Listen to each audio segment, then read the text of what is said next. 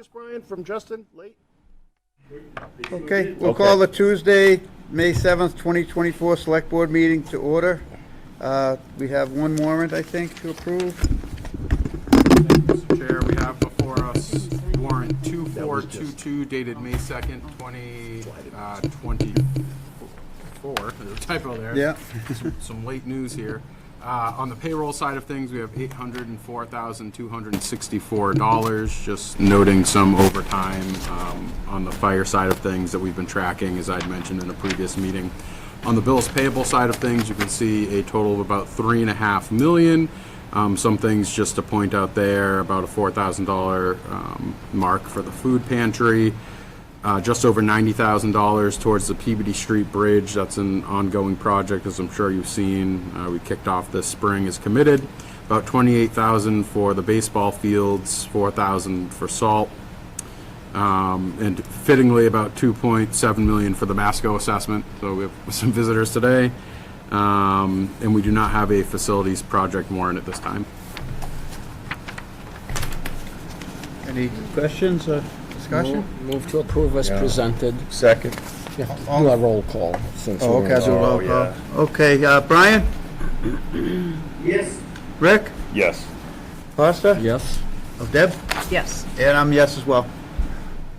Okay, we'll move along. We have some minutes to approve. It looks like open session, March 28th, April 9th, April 18th, April 23rd, April 29th, and executive session, April 9th. So move.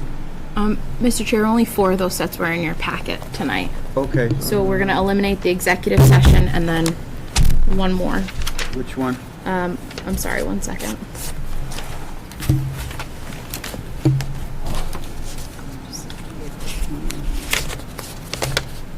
Skip April 23rd as well, please. So I'll read them again. So the open session, they're all open session. March 28th, April 9th, April 18th, and April 29th.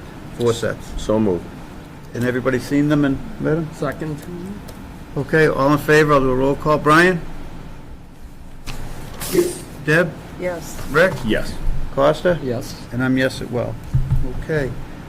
Town administrator update report. Mr. Chair, in the interest of time, I'm going to keep it brief this evening, but just a reminder to the community, directly following this meeting at 7 p.m. at the Flint Public Library, we have the pre-town meeting where we will be going through every article for the upcoming town meeting, which is to occur on Tuesday, May 14th at 7 o'clock p.m. at the Howe Manning School. And that's everything for now.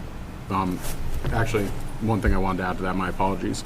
We also have with us Fire Chief Lacoste. It's my understanding that there was recently a ceremony marking some heroics of some of his employees. So, Chief, if you'd like the mic for a second, maybe talk about that a little bit. Sorry to put you on the spot, but just to recognize that.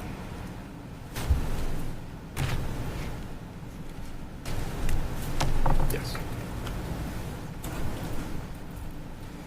So good afternoon. So actually, tomorrow, no, Thursday night, we're going to recognize the individuals that took the event that took place at the Essex Sports Center. So long story short, there was a hockey game that was ongoing, and one of the players went into cardiac arrest. Some of the teammates recognized the event. They started CPR immediately. One of the players went to the lobby and grabbed a defibrillator, and fortunately, after doing compressions and applying the AED, the patient became conscious and alert and basically saved his life. Wow. No question about it. So he was transported to the hospital and was there for a bit, and I'm happy to report that he's doing well, and we'd like to recognize the actions of those individuals. So it was kind of hard to coordinate everybody, get everybody on the same schedule, but we ended up doing it. We're going to have it Thursday night at the Essex Sports Center at 7:30.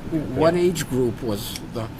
So the individual was, I believe, 45-ish. So he was pretty young, and yeah, just right place at the right time, and fortunately, it was a happy outcome. So, Great story. Yeah. Yeah. So, but thank you for Yeah. signing the. Yep. You'll get those to Yeah. take. Yeah. Awesome. I appreciate it. Thank you. Welcome, Chief. Thank you. Okay, thanks, Justin. Any public comment?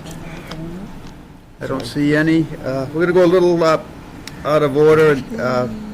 We're going to take next the Masco capital discussion. We have Dr. Harvey here. I see we have Dominic and Matt from the school committee. I don't know who wants to start the discussion. I can kick it off, Mr. Chair. So I will note that we have some folks on with us remote, so I'm going to speak up a little bit. I'm not shouting. We also have some folks that are joining us at the last second from the town of Boxford. Welcome. And Topsfield, I believe, is unavailable, but the invitation was extended late. They have an annual town meeting this evening. So we do have our counterparts from Masco here this evening. Thank you for carving out the time. They're here to speak a little bit about Article 16 predominantly, which is the $5 million request. There's a component of that, and I do apologize. It genuinely came out late. The MSBA reached out to us for a phone call about 2:30 this afternoon. We had some conversations. Members of Boxford joined us as well, just to ask some questions about the cycle and the process. I've distributed a memo in advance to kind of highlight some of those elements. Once again, hate to drop it on you at the last second. So some of the concerns that we've had about that $5 million ask throughout the process is, among others, the MSBA timeline and how this would potentially mesh with that.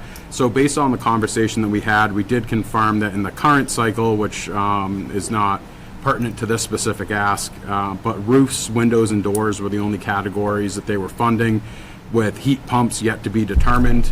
The period to apply for that cycle closed in March of this year, 2024. The cycle that Masco is looking to hit is the 2027 cycle, because they're taking a 2-year gap.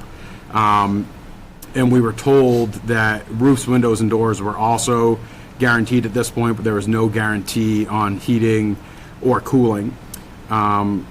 They did confirm that funding is not required in advance of an invitation to participate in the MSBA program, and in their own words, funding in advance is rare, meaning that if you're accepted to the program, you don't need to walk in with funding in hand. In actuality, you can get funding up to 90 days after if it's talking about the entire project. So that's something that we highlighted as well. We did also ask if a community does get funding in advance on the off chance if they buck the trend. We asked what the guidance is, and in their own words, it was to, quote, do nothing except put the money aside and wait for an invitation from MSBA, which is another concern we had, is that if the 3 towns go down the path, or the school district goes down the path of hiring their own OPM and designer, that it would invalidate the opportunity for us to get reimbursement from the MSBA. And the last piece, which this one actually was new information to us, the other ones are items that we had kind of already touched on, is that the scope of projects cannot be bundled. So that roof and HVAC, for example, as we're seeing in the proposed article, MSBA will not fund the roof project of that if it is not a separate vote, meaning you need to take a specific vote on the roof and a specific vote on the HVAC. And if they are connected, it will not be entertained. And so with that said, and with that information, with the backup from the MSBA attached to the back of this, with the pertinent pieces highlighted, it seems clear that this project, while viable, would have to be entirely funded by the 3 communities. It would not be eligible for the MSBA program this year, next year, or any year thereafter. And that highlights another potential drawback of this path. This ask does not solve anything. It puts you on a path to solving it, but unless that bigger ask is approved, the $5 million hasn't solved anything. So my question is, who participated in the discussion about whether to ask for the entire 30 million or whatever it total is, as opposed to doing it this way? That was the school committee. And why did they think that this was a wiser choice? Because we don't have solid cost estimates on the project yet. Okay, so without solid cost estimates, the 5 million is an estimate of a not defined estimate. Which again, I would take except, I mean, the 5 million represents items that are in greater need at this point. We tried to separate those items and things that really need to be done in a sooner time frame. I mean, if the school doesn't have heat or am I wrong? No. Well, 5 million is a percentage, is 20% of the estimate, right? And it's specifically for OPM design services. So that's The what I mean, estimate an was, estimate the of an estimate estimate. was an in-kind replacement. Right. But, you know, you didn't want to go for the whole thing because the construction estimates weren't really defined enough to ask for the whole Enough thing. to ask for the whole thing. Huh. But I think the other part of this is, My apologies, could you just speak up towards that direction? sure thing, yeah, I'm not known for my projecting voice, sorry. I think the other part of this is there are options on the table in terms of design artifacts that we have to go through this phase to understand what sort of design do we want for HVAC? What sort, I'm not sure how many options there are for roofs, but you know, at least for the HVAC and the building management system, understanding our options and understanding the prices associated with those options is something we get out of this initial phase. Right. So are you planning on taking some of this 5 million and hiring an OPM that you pick out, knowing that that won't be then you won't be eligible for reimbursement? Is that the plan? So that is not the understanding that we Yeah, had that's news to us. No. Our understanding in Jeff's discussions with the MSBA is contrary to what we're learning at this moment. Right. I don't know if you want to speak to that. So, Sure. So, I mean, there's backup here. The MSBA website actually has a lot of information on that. And we did ask several times over on the conversation with this representative from the MSBA, is there any other different category they could be going in, any different program we're not thinking of that would allow for them to go that path? And she said no. We asked 3 times. So if Jeff can provide something that shows contrary, that may be helpful. So what I'd offer here, and it's highlighted in here as well, is that while I understand the eagerness to push it through for this May, in actuality, it could go through for May 25 or May 26, and you would still be on your same timeline. There wouldn't be any added risk to a failure. I don't agree with that at all. I respect that, but We're looking at a 15-month process to just get on get the design work done. Then we're going to come back to, start the process of trying to get full funding for the full project. We have a roof that in 2019 was given a 5-year patch. It's 5 years ago. We have 4 rooftop units that are currently in failure right now and that we are trying to fix and patch back together so that they work. We have the building management system is completely failed. Doesn't work. So we're, those systems are either on or they're off. There's no controls around them at all right now. So we're going to kick the can down the road and push this to, 2030. I mean, that's the issue. And so, in a 60-plus-year-old boiler, 2 of those in the middle school, when those fail, we don't have school. I don't think So- any of us are questioning the need. It's the process that we're questioning, not the need. We all agree with the immediacy of it, I believe. It's The the need process is to get there. definite. correct. And the reimbursement process. So your own, MSBA is, as you heard, it's the roof portion of that project that would be right now that we're sure is eligible. The question though is, given, and I'll say this right now, I don't think we're going to get accepted anyway. Given the amount of need, they haven't run the accelerated repair program for last year. They didn't take anybody in. They did this year, and then they're going to go on a 2-year process. And the statewide, the need for this program is in the billions, and they don't have that kind of funding. So, even so to hitch this all to say in 2027 we're going to get maybe 40% of the roof costs back. And then that doesn't come to pass, and then we're still in the same spot we are today. Dr. Harvey, in the kindest words, though, the slide that your team provided references that 2027 MSBA path as the goal. So if that's not the goal, I would withdraw the statement. We'd have to wait until then anyway, because the roof isn't 25 years old. That's the MSBA minimum. Right. So what I'm saying is that there'd be no change in your time period. Is if your goal is 2027, no matter what you do, your goal is 2027. Going through and doing this next May or the May after, or in their own words, you don't even need the funding to hit that cycle in 2027. You can't walk in the door with plans in hand. MSBA won't take it. They won't fund it. So you can't get a jump on it in the way that you're describing. The only way you can do it is if it's not funded by the MSBA, which if that's the path, it's fine, but I think we need to be forthright. Well, said, as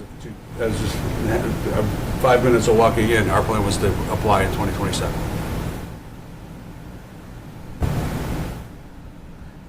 Brian, do you have any comments on this? Yeah, I actually have a couple of comments. Unfortunately, I can hear the board members and I can hear Justin, but I can't really hear anybody else. So I'm sorry if I'm asking a question that might have been addressed already with the superintendent's comments. So a couple of points here that I'm significantly concerned about.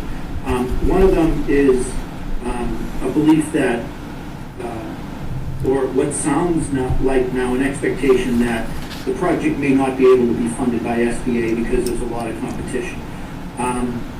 Unless I hear clearly that we're ineligible for the school building authority reimbursement, I think that is a foolish decision to be making and lacks a significant amount of fiduciary responsibility of the boards and the administration that are driving the program. Secondly, more of a comment. So I had a long conversation with the inaugural executive director of the school building authority, the woman that really stood up the program that operates today. And here's some points that I heard extremely clearly from her. A 20% figure for OPM and design for roof, building systems, and heating is way too high, significantly high. And we heard the same thing from our own OPM that is managing a $70 million project, who stated that that figure is too high as well.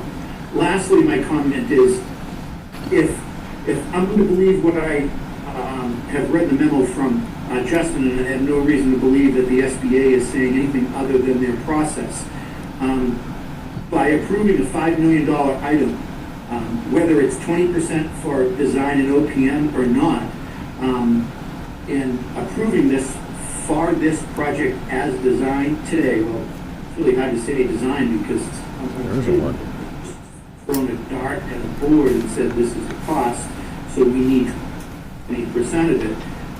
We are potentially putting at risk the ability to receive millions of reimbursement from the state.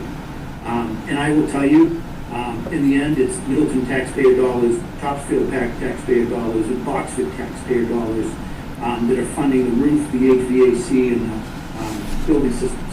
I do not disagree that there's a need, but can we just be honest and actually state that the effort here is a piecemeal effort to get the project moving rather than some type of effort to just move forward in a methodical and potentially reimbursable effort.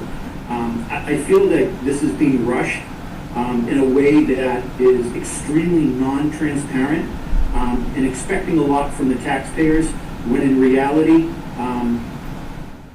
we are in the midst of a project right now where we have been abundantly transparent with the taxpayers and voters in Middleton.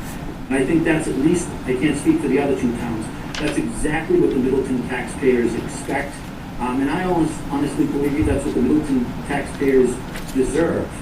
I was concerned about this before. I am now extremely concerned about where we are at the 11th hour on a $5 million item that SBA is telling us, if passed as proposed, will put us at risk of receiving even a penny of our reimbursement.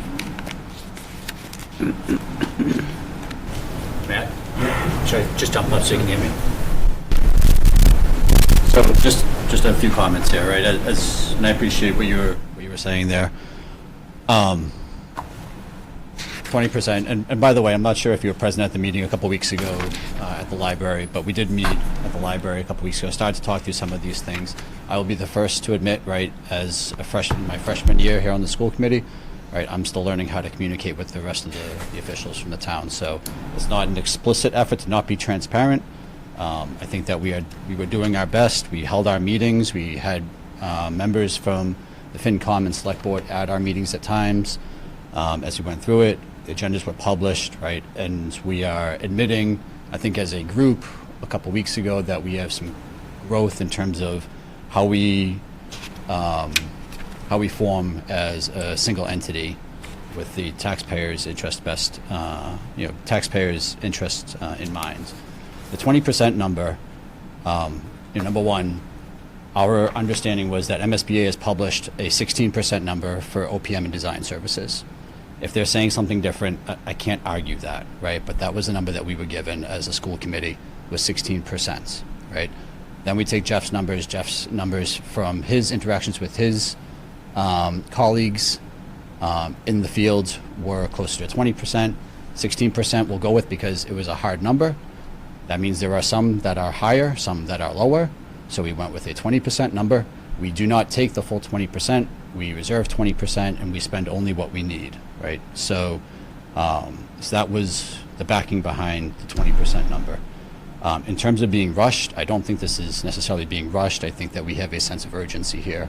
It's what Mike was talking about, right? The budget and capital planning subcommittee on the school, from the school committee, met 2-3 times per month for the last 6 or 7 months, right? All public meetings with agendas published, and we have worked diligently through what we think is a methodical plan.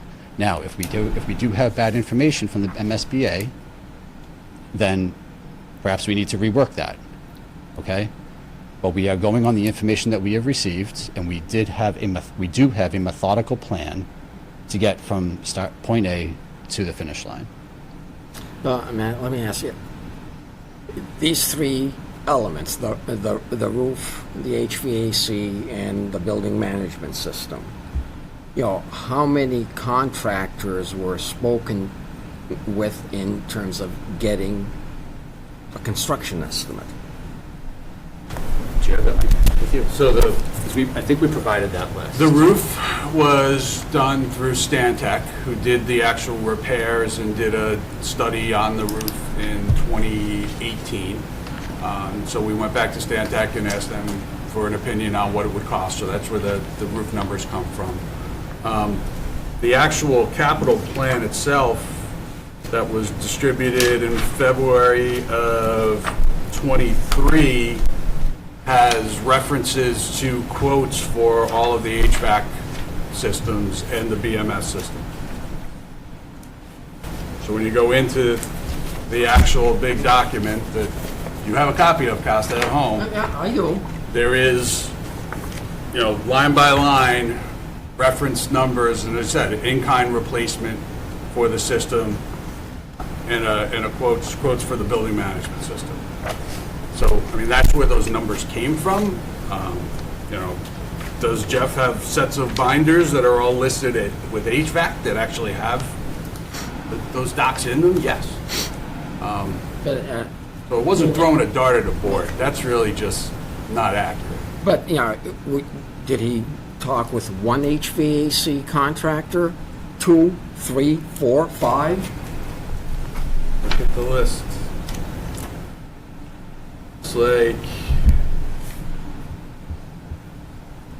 Dakin and Sartell Electrical for the rooftop units, Dakin, Sartell Electrical, Dakin, DM Duggan. You know, these are all people that are in, you know, contractors that are in the work. HTS Dakin, those three companies you just named. Johnstone's another one I'm Okay. reading on the list. Johnson I don't know Controls if is it's another Johnson controls. RCL Mechanical, Sartell Electrical Services, Control Technologies, that's all the BMS. Yep. CTI. Okay.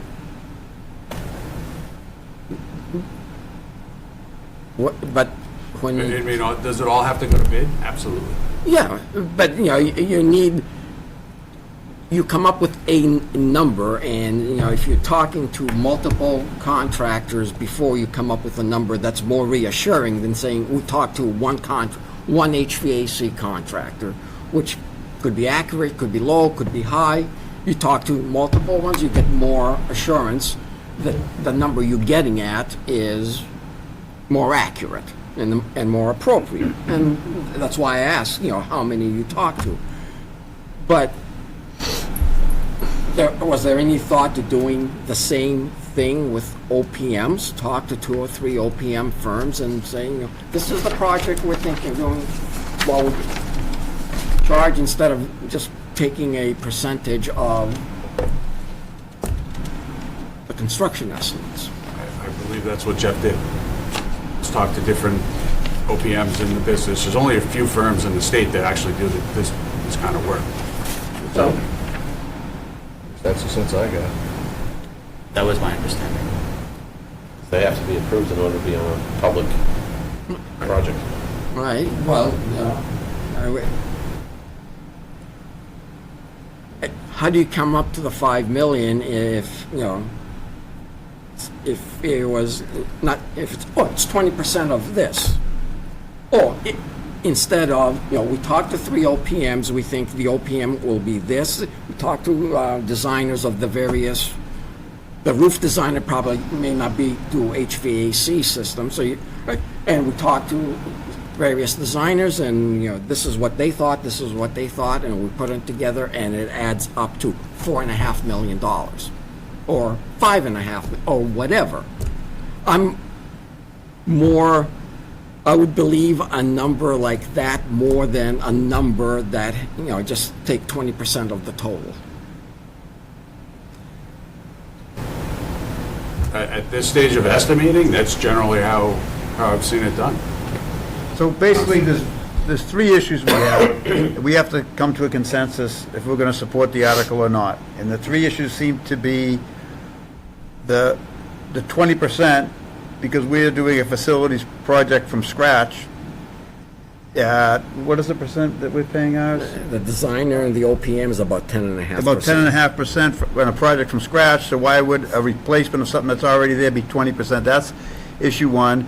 Issue 2 is, why go for 5 million now and then go for the rest of the money to build it later? Why not ask the taxpayers for the whole thing at once so they really know what they're getting and what they're spending, number 2. And number 3 is, we're afraid that the avenue we're going down is going to preclude us from getting reimbursed. I think that's the 3, is that the 3 issues, Costa, basically, to put it down? So the question is now... Those are it, Jeff. What? Those are the... So the question, I think our board, town meeting is 6 days away. We have to make a decision if we support this or not. I think we know what we know. I don't think you're willing to change anything that I'm hearing. Well, it's kind of, too late, to be able to change, because the change, any change would have to be the same change in all 3 towns, and Topsfield is having Is their... having town meeting. Right, so I think So- it just boils down to, we can talk about it all night. The question is, do we want to support this article or not? I think it's just, we know what we know. There's 3 issues, and that's that. So Jeff, unfortunately, I'm not able to hear everything, but I just reiterate the SBA reimbursement. I appreciate that some may think that there's going to be significant competition for funding. I want to be clear. There's always significant competition for funding. This has been going on since before MSBA was comprised in the programs that they are now. Under the old program, there was a significant amount of competition.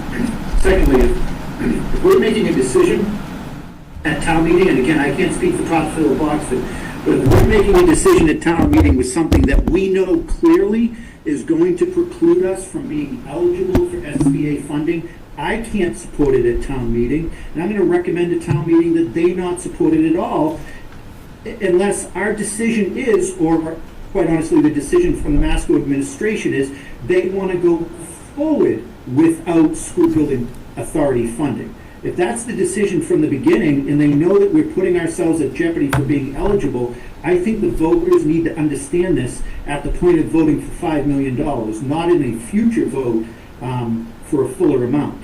I think this board, the finance committee, and as I said earlier, the administration of the school committee, we have a fiduciary responsibility to inform the voters of exactly what this vote means. And to do anything differently, I think is inappropriate. So I think the question becomes, do we hold the board and see where we stand, or does we go to town meeting and everybody states their case? What do you think, Costa? Well, I think, having a position on a significant spending request is appropriate. But, it's I have a different standard for deciding whether I personally vote for something as opposed to recommending to other people that they vote for something. I have to be sure of, more conservative with other people's money than I am with my own. So although I may vote for this personally, I can't recommend that other people vote for it, primarily because we don't know whether this 5 million will actually fix anything. If that second vote fails, we've wasted $5 million. I would have been much more willing to recommend a $32 million ask or a $35 million or whatever it was. Because then, you vote for it, it could cost up to that, but that those three things will be fixed. You vote for the $5 million, you don't know for sure that those three things will be fixed. Because it's contingent on getting a vote on a much larger number. I don't think the intent was to, not be transparent. I just think given the financial climate of the world right now, we wanted to, capitalize on what we could do now to prepare. That was the thought. But, and I appreciate that, but if you don't get that second larger ask, where are you? I mean, it's something that, when, after we acquired the golf course, everyone expected the building committee to come back with, a series of, we'll build this building now, then, this other building, later for this other department, then the third and a fourth. And in the end, they decided that the better course of action was put it all together. It was a much bigger ask, but then that you've addressed the facility needs of the departments that needed to be addressed, and that everything could happen. And that's why that's my biggest sticking point in terms of recommending that other people vote for it. I may be willing to risk my share of the $5 million. I'm not willing to risk other people's share. So I actually don't disagree with you. I think that you're right. There's absolutely risk. There's a risk in this. And when we published the article on purpose language a few weeks ago, I think we got some feedback similar to this. We updated the purpose language to highlight the future need for finances to complete the project. My hope is that people will see the $30 million in the purpose language and will understand that there's future liability here as well to complete the project. Mr. Chair. Yeah. So for me personally, a big pet peeve is pointing out problems without providing solutions. And so in a show of good faith, I'd like to provide an alternative timeline that would put you ahead of where you plan to be now. So if the intent is to straight fund this on the backs of Middleton, Topsfield, and Boxford, knowing the MSBA is being set aside, you could go ahead, put in the work that's described by this board in terms of getting a more accurate, tightened up estimate over the next year, bring back that full amount to annual town meeting next May, which would be spring 2025, and then take the entirety of the fall and winter and part of the spring to go through on the final design, put it out to bid with construction to occur in the summer of 2026 when school's out of session. If you took that path, you would be ahead of the schedule that's presently proposed.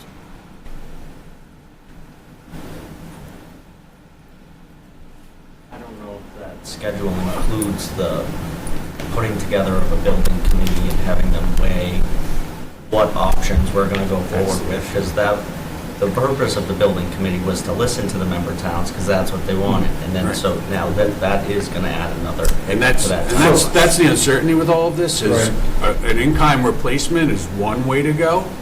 But what we've been hearing from your colleagues in other communities is they would like to explore other options that are more green than that.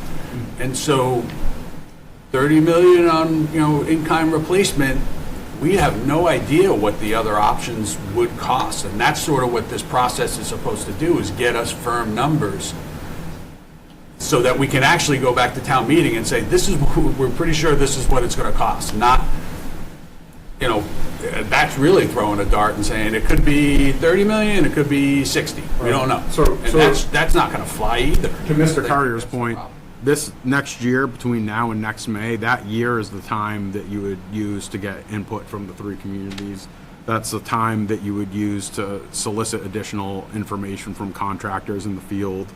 That would allow you the time to kind of lay that groundwork and be clear about the funding source, or the intent of the funding source, instead of, well, maybe it will be MSBA, only to find out at the last second that they're not going to fund it, which is kind of where we're currently at. And I don't mean that in a cheeky way, I just mean it in reality. So there's an opportunity there where I know nobody wants to go back to the drawing board, and I know it's a significant amount of work, but it's that public input component is the work that we do. And it's frustrating, I get it, but you could use this year to do it, to really nail something down and then fund it in its entirety and not fall behind. Because that's the biggest concern I hear, is this needs to be done now, and I agree with you, but that's an alternative, a real alternative. How do we get building documents? That's the issue. We don't have, So We need we a would set need of funding to actually do it. specifications. Right, so you would do that next May. So let me run through it one more time. You would take this next year to get input from the three communities through the newly formed building committee. You would go to ask for a full amount, with all cards face up on the table, that this would be funded exclusively from the communities, with additional, because I hear a lot about the binders that Jeff has, but I've never seen them. Right? So you could actually go through, get quotes from people this is how we do it all the time for jobs on the town side of things. We don't just guess if there's a job that we need to do. We tap different contractors, we have them send proposals together, and then we'll kind of, if someone's an outlier, we'll set it aside, we'll take a blend, or even take the highest out of the three, but we don't just purely guess. That'll give you the number you need. You can bring that forward to get funding and do it all in one lump. I think be careful what you wish for, because now you're putting a building committee together first to come up with all these grandiose plans where we're gonna build a system with the geothermal, solar, this, that, and the other thing, and we're gonna come to the committee for $100 million. There needs to be a design in place that the building committee can look at and tweak, okay? And maybe there'll be cost savings there. But I'm telling you, these three communities, there's high aspirations for, heat pumps and I've heard the geothermal, I have it in my house. Okay, do you know how many wells we'd have to dig in the back of Masco? That's 100. Okay, so unless we need that was always the plan. We have to, and having the OPM, having him solicit the plans, the documentation, the specifications, and then from there, the submittal process would start, where we, would start receiving that information, and then the building committee would have a sign-off point when those, goes to the architect, the engineer, and then the building committee, and then that's where the tweaks and whatnot could happen with it, where maybe there's a newer technology, because we all know things are coming out all the time. But that scenario is very scary, in my opinion.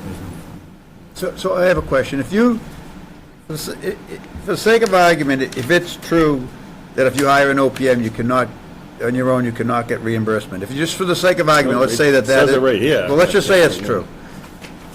Knowing that, would you still be in favor of going out and hiring, taking the $5 million and going out immediately and hiring an OPM, or not? Can I ask one question to yours? Yeah. Just as a play devil's advocate. What's the guarantee that we will get reimbursement? So it's just... None. Exactly, there's just a But chance. there's a guarantee you won't if you do it wrong. So it's 50-50. So if, excuse me, and if, like you said, you didn't think that they'd be able to fund this anyway, down that path, then perhaps the course that Justin's talking about would, and I get it, you want to have some information to present to the people that, are going to ask, shoot for the moon, but I'm not sure that this is the way to get that. If you're blowing yourself out of the water for any reimbursement.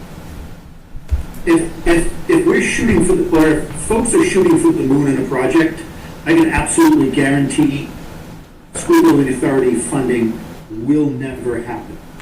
There's a reason why the MSBA was reformed back in the early 2000s to change the process.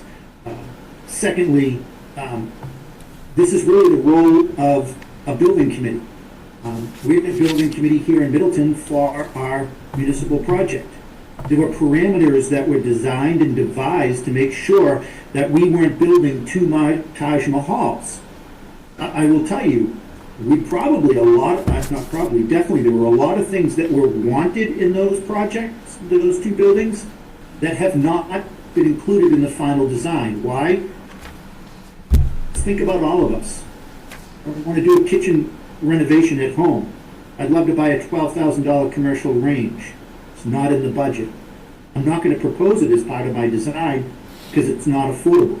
There has to be some type of understanding of what is affordable. And I feel like what's happening here is just a wild blank check.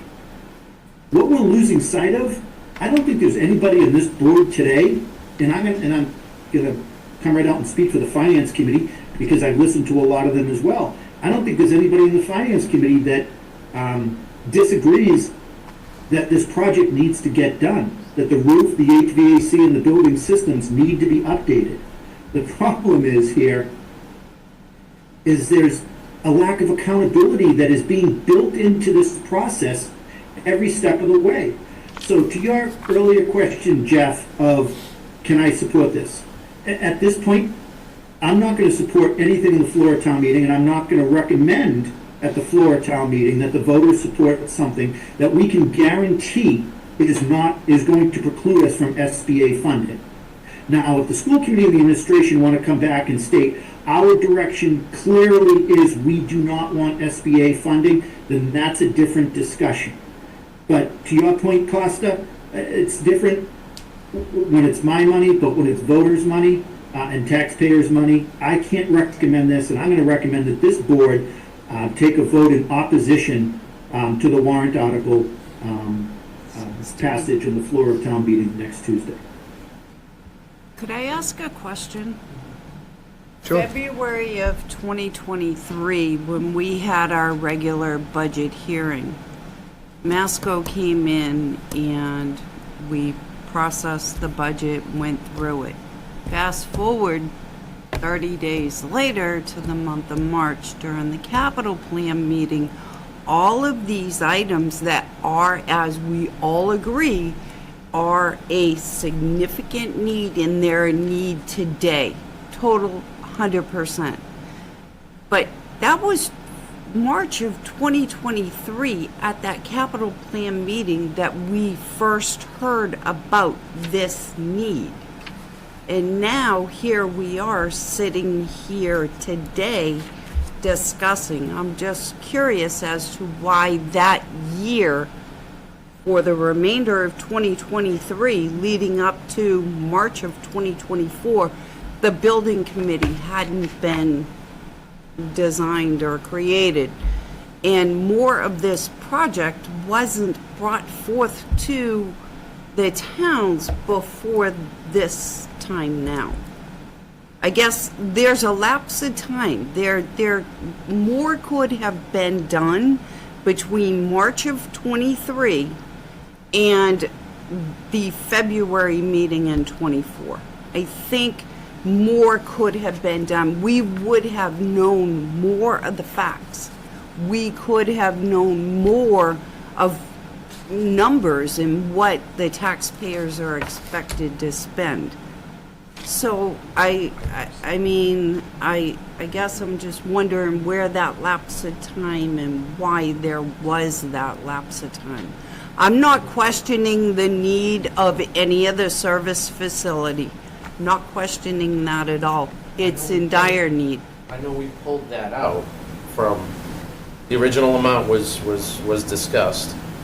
And then that was looked at, and that's where we pulled out these immediate need items. Am I wrong?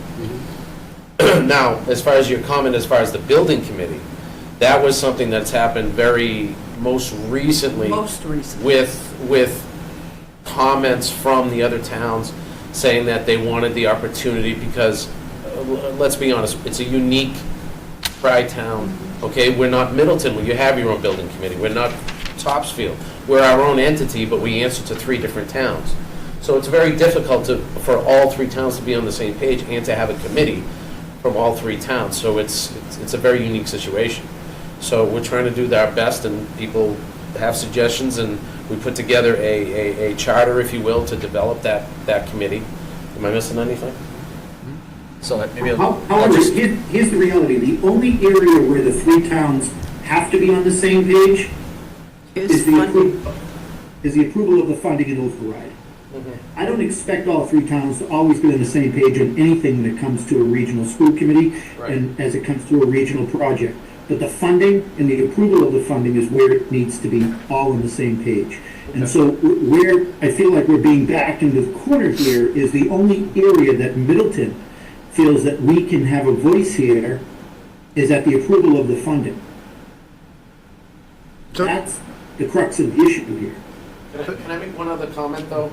I really take exception to what you're saying with regard to, if you support this, how did you word it? You're losing the opportunity for reimbursement, correct? I don't know how you exactly worded it. But that is misleading, because that does not explain what the parameters are, if we're even going to get anything. So it's, how does that get conveyed to the voter? Like, there is a possibility we could get reimbursement, but, it's a 50-50 shot, or whatever it might be, Brian, So I just, all the cards on the table. So when we make that statement, I think we have to convey both sides. But to get back to my... We have done that numerous times in Middleton. We did it for part of the roof in the building that you're standing in right now, where we knew there was a potential we could get SBA reimbursement and a potential we couldn't.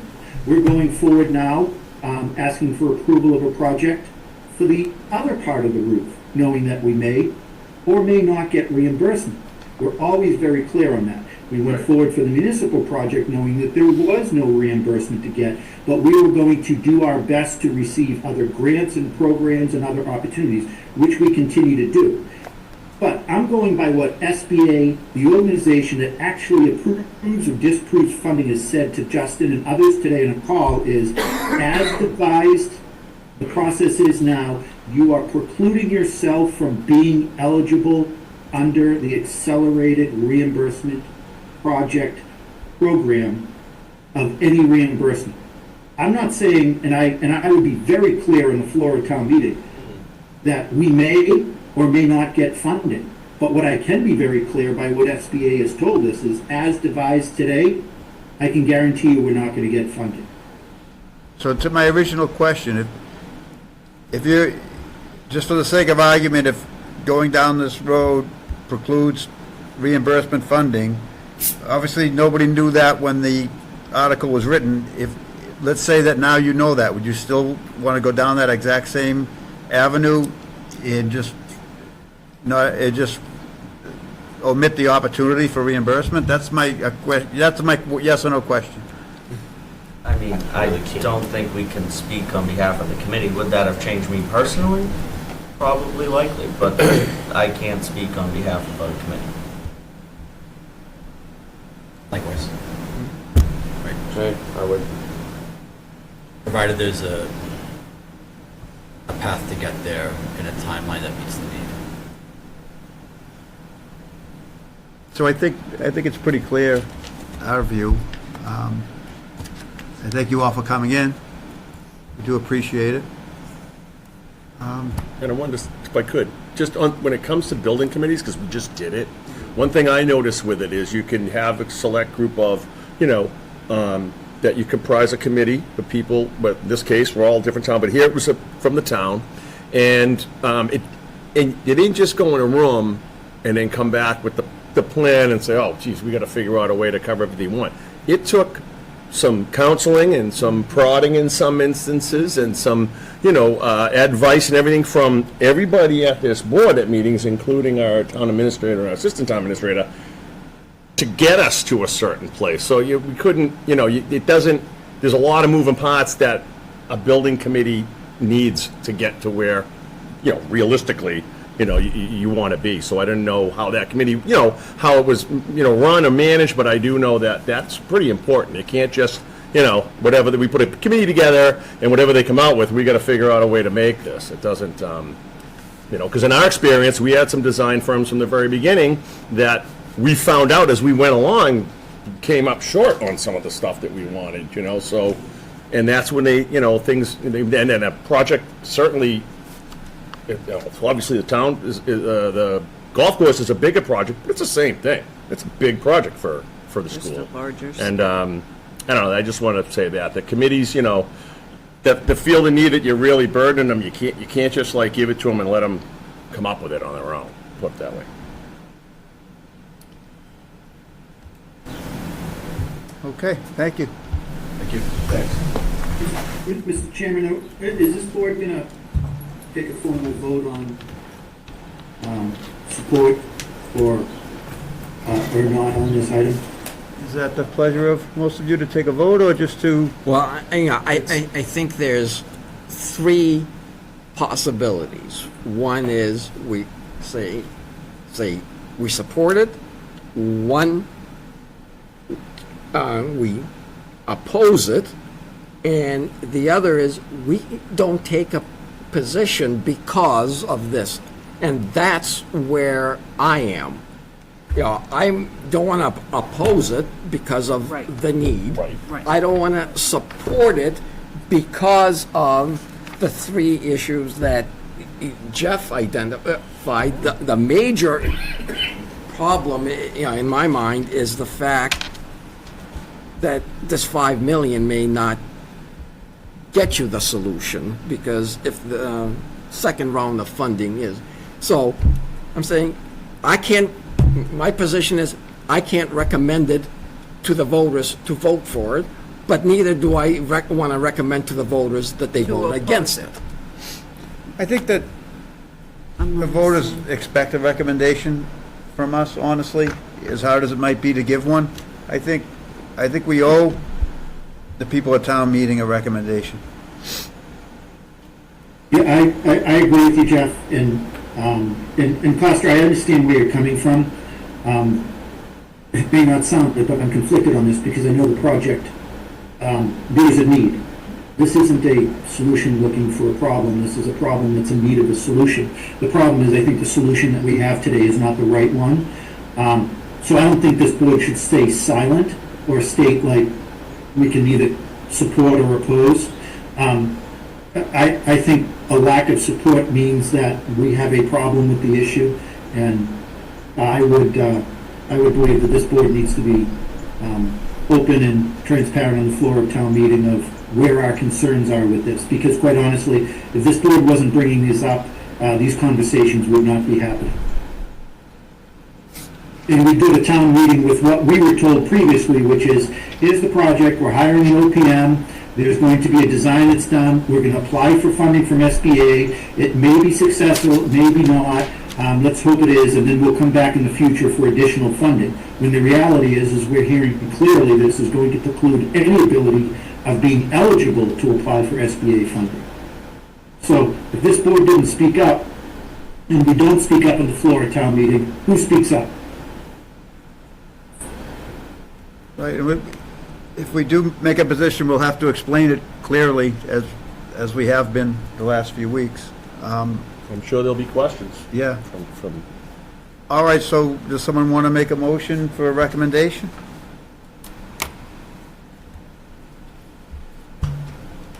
Brian?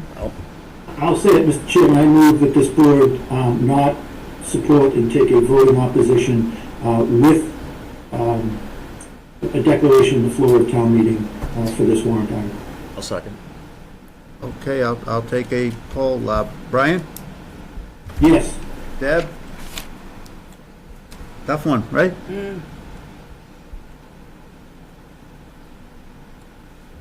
Because the need is there.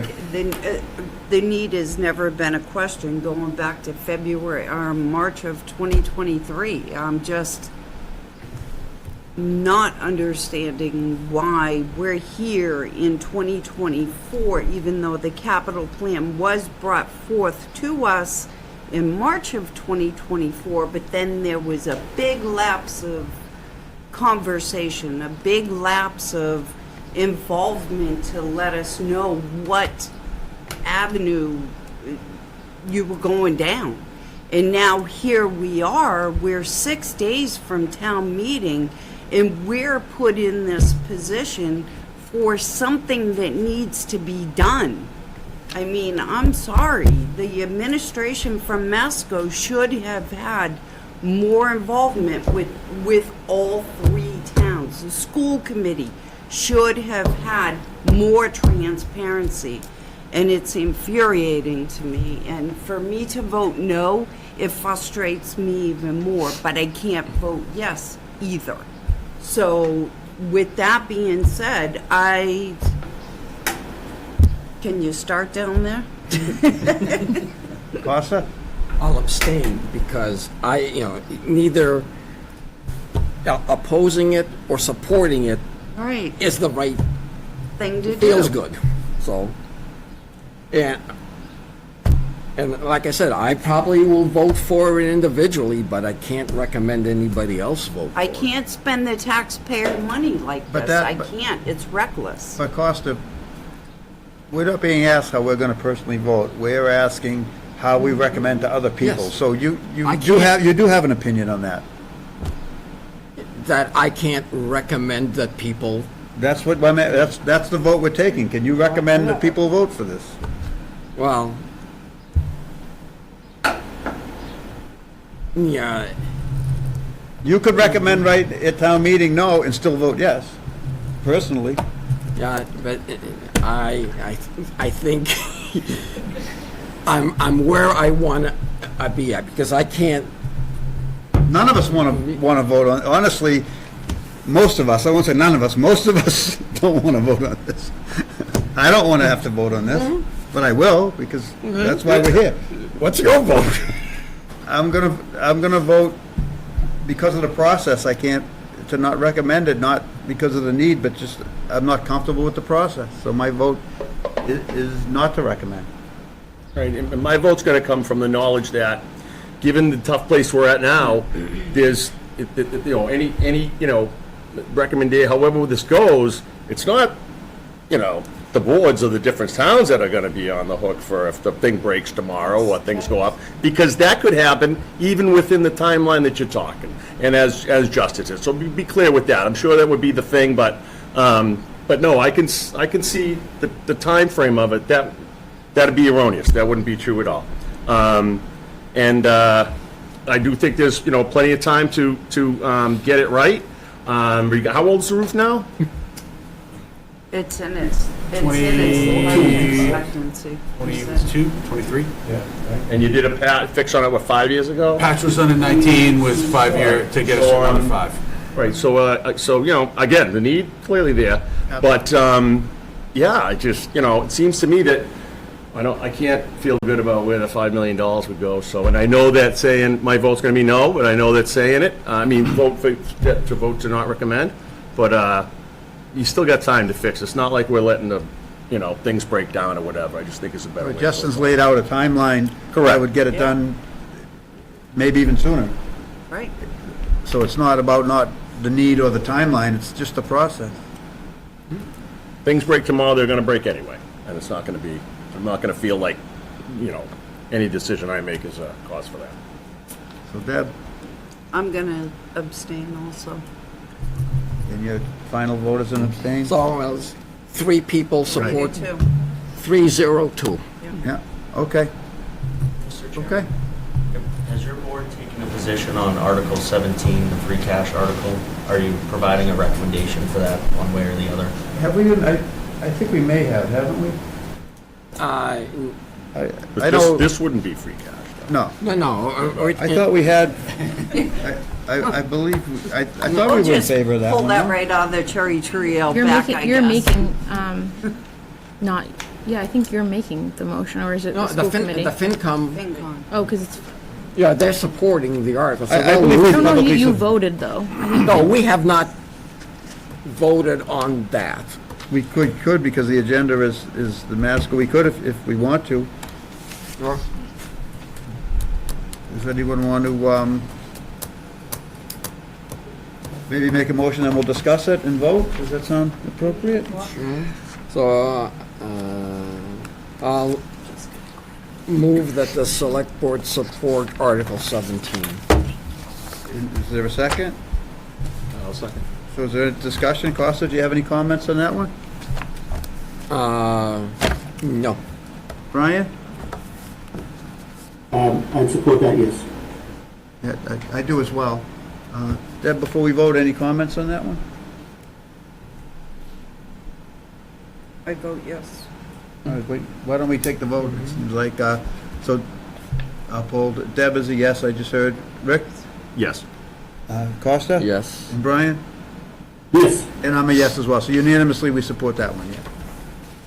Okay, thanks Mr. for Chair. bringing that up. Thank you. Could I recommend taking a couple items out of order on the amended agenda? Item 7, the planning director recommendation, followed by item 5, Thank you, Article guys. 23, MBTA zoning, Yep, just in the interest of time. okay, so, next will be the recommendation from the planning director screening committee, which was made up of, Deb from this board and representatives from, the planning board and Board of Appeals, and Justin and Jackie. I think we have a candidate, Christopher Riley. Hi, I'm Chris. Hi. Nice to meet you all. Okay. Hope this agenda item isn't as tough as the last one. It's a tough one. I remember my days in Lincoln when we were going through the same thing. So, Deb, you were on the committee. Do you have some comments? Chris came to us as a seasoned town planner, which was what we were looking for. The town of Middleton, in our opinion, has a lot of growth and development that's going on. The committee unanimously recommended Chris after much discussion over the other applicants. With that being said, I think Chris will work out very fine here, and he will be a great asset to the town. Of course, you know, we all do due diligence and doing some questions and search, you know, for people that do know you. Working in municipal government, I have counterparts, you know, in many places, and you came highly recommended from the resources I did. So, welcome. Thank you. If you could just tell us a little bit about your history, your background. Chris, before you jump in, can I have you move to that end, just so Mr. Cresta, who's on Zoom, can hear you? Just that further chair? Over. Yeah, that's perfect. Didn't want the microphone. That mic, and then there's that mic. We're a little complicated tonight. Thank you. The owl.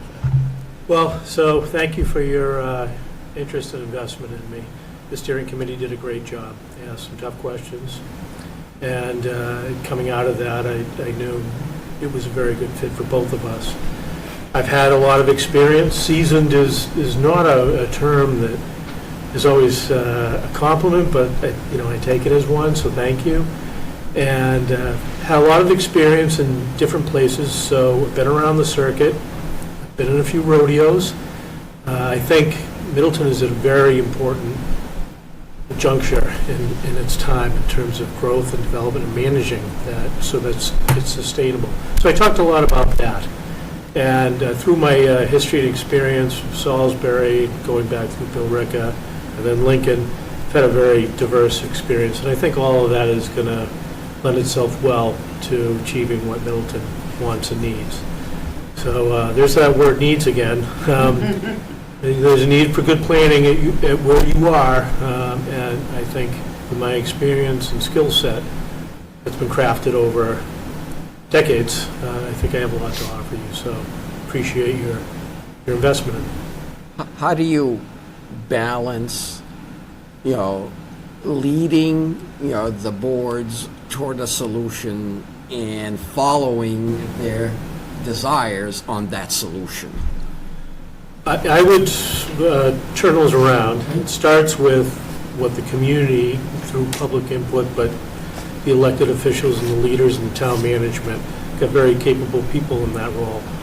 And I certainly glean that from your conversation. But hearing, doing the due diligence, hearing that, knowing what the community wants, what they don't want, and then coming up with the solutions and the recommendation. Those are things that come rather easy to me, given my extensive experience. But first and foremost, I'm listening to the community about what they want, what's good for the residents of Middleton. I can recommend all kinds of things that would make sense in the pro forma, but, you know, it really matters, first and foremost, what's good for the community. Very good. Okay, should we be making a vote now? If you'd like to, and I don't know, Vice Chair McPherson from the ZBA is here as well, who also served on that panel. Thank you. I don't know if you have any thoughts on Mr. Riley you'd like to offer. Not particularly. Deb really covered it. I felt, given where we are in the development stage in Middleton, that Chris was a really good match for us. His resume speaks for itself as far as the depth of experience, and with that depth of experience, I think there's a certain thick skin that is developed that is probably necessary right now. But also, I really got the impression that he was responsive to the community, which I think is really Thanks. And when will you be able to start? We've talked about a tentative date, and I've committed to that, so early June. 3rd, was it? June 3rd? June 3rd. So, but I'll be frequenting the town and attending some boards and some various meetings. We talked about that to make sure I'm familiar and I can be of immediate value to you on June 3rd. So that's the plan. And I'll certainly be accessible to the ZBA. In the interview, I kind of focused on the planning board to the exclusion of the ZBA. Will not make that mistake again, but I have a lot of experience with ZBA. We reeled you back in on that one, Chris. She asked great questions, and I have a lot. I'm going to say something. I have that, the planning board is an elected board, the ZBA is an appointed board, so if you were to err in giving a little extra attention to the planning board, that would not bother me. And that's usually the case. An elected official is the gold standard, right, for the community. Yeah. But I guess what I'm saying is I will have plenty of bandwidth for both, and certainly provide whatever they need either way. That point well taken. Is there a motion? So I'll move that we appoint Chris Riley as planning director for a term until 6/30/27.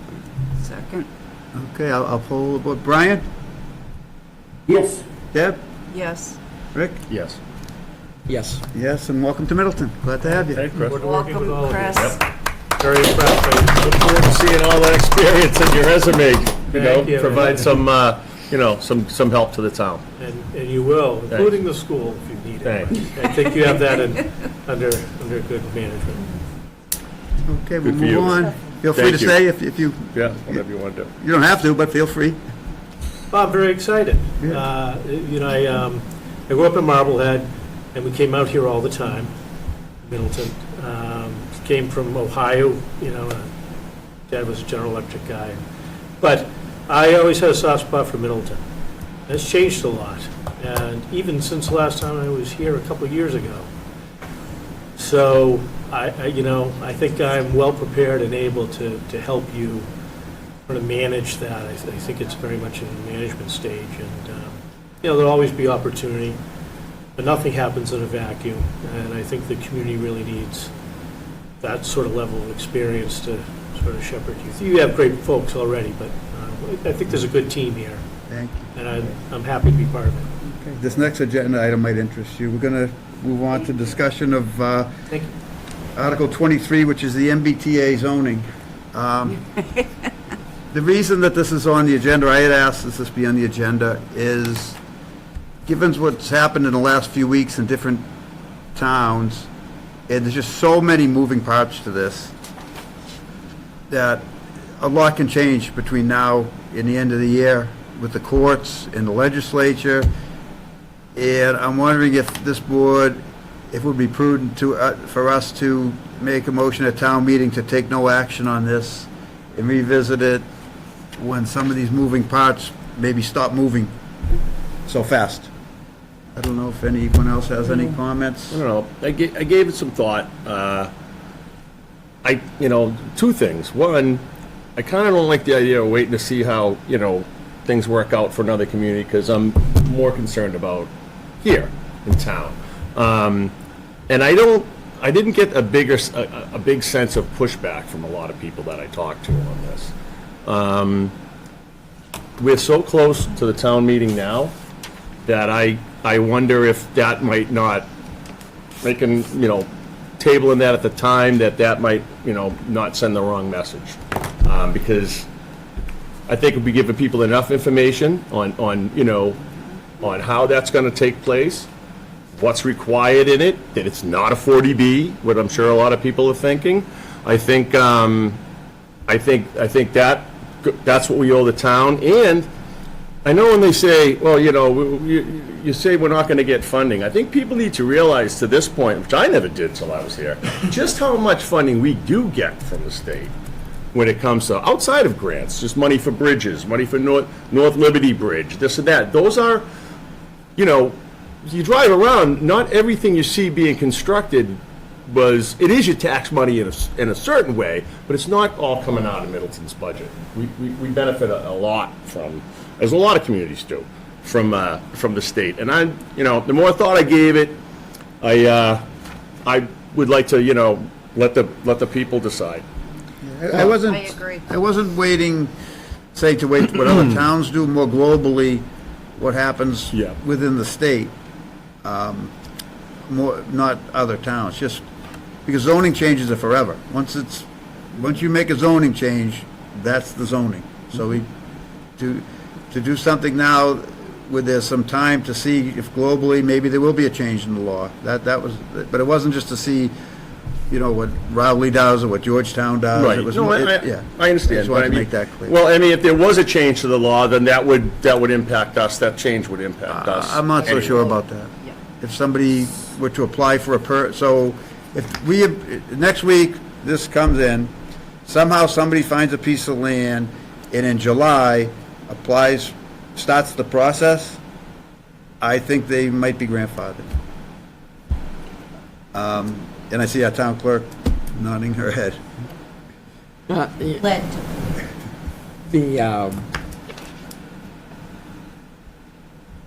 People need, to wrap their heads, around what it is, what it does, what it doesn't do, and the education of those points, I think, could always be enhanced so that people make a more informed decision when they do make that decision. So,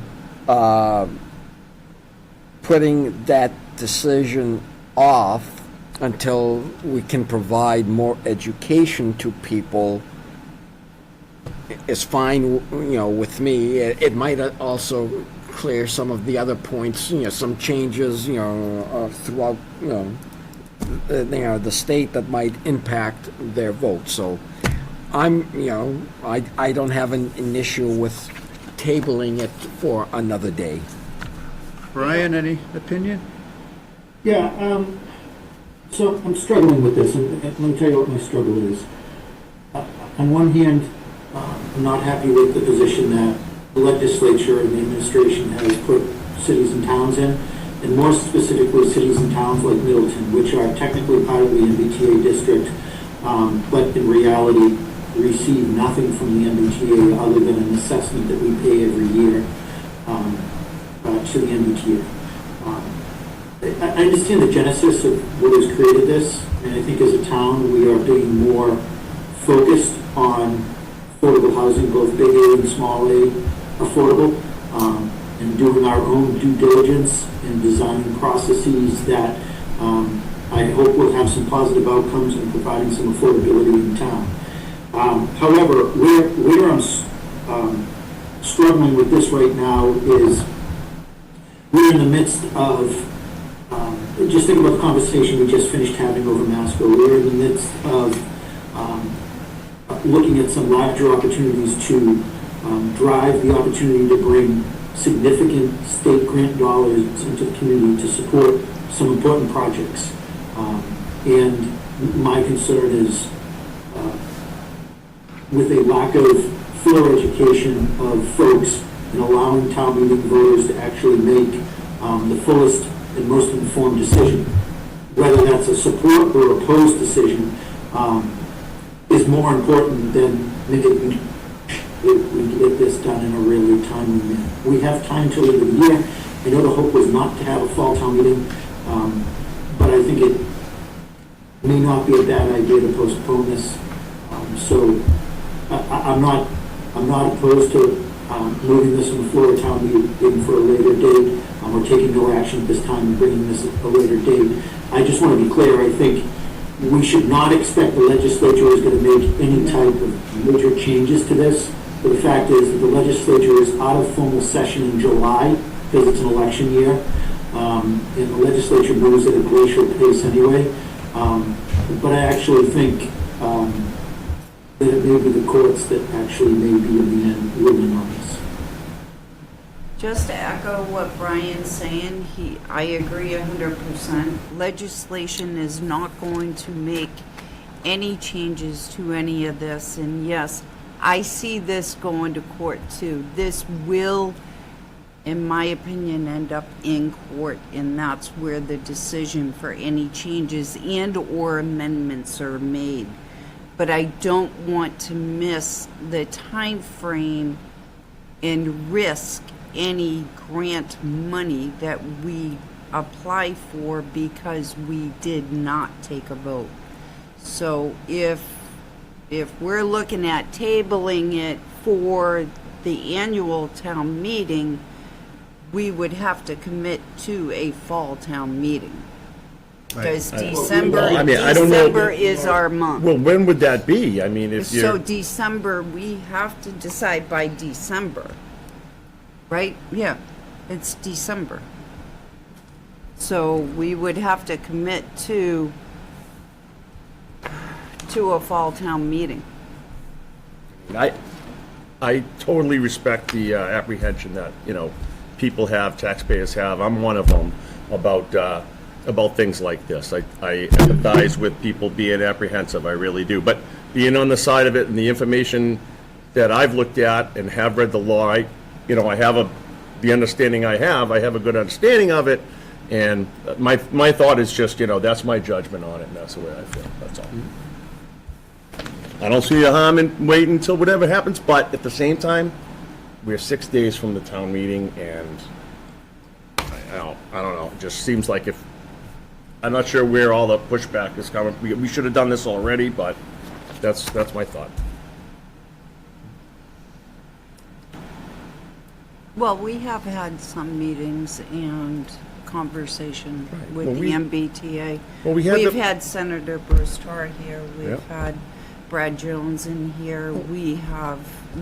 In my opinion, we have done a lot of due diligence to educate those who want to be educated. Could we have sent out flyers? Well, that's a cost. It's not in the budget. Just, Well, we did. We just last Monday we were in this building for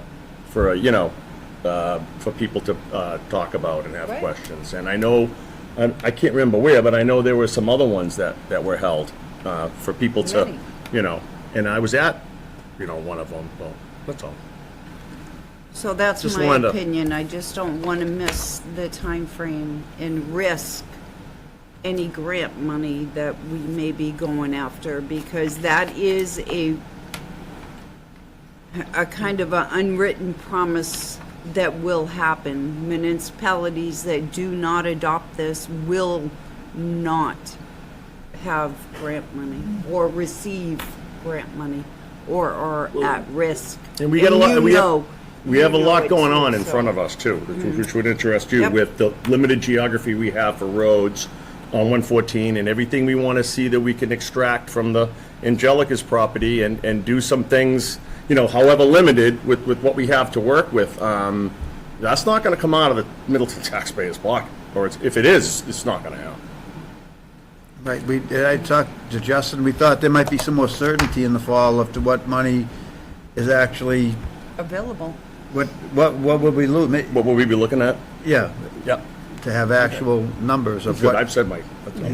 Mr. Chair, if I could add to Yeah. that, there is a component of that, the certainty regarding the grant dollars certainly, but it does create some uncertainty in terms of timelines for what we're trying to do on that corner of Boston Street and 114, particularly in terms of the agreements that we're trying to get in place right now with that developer.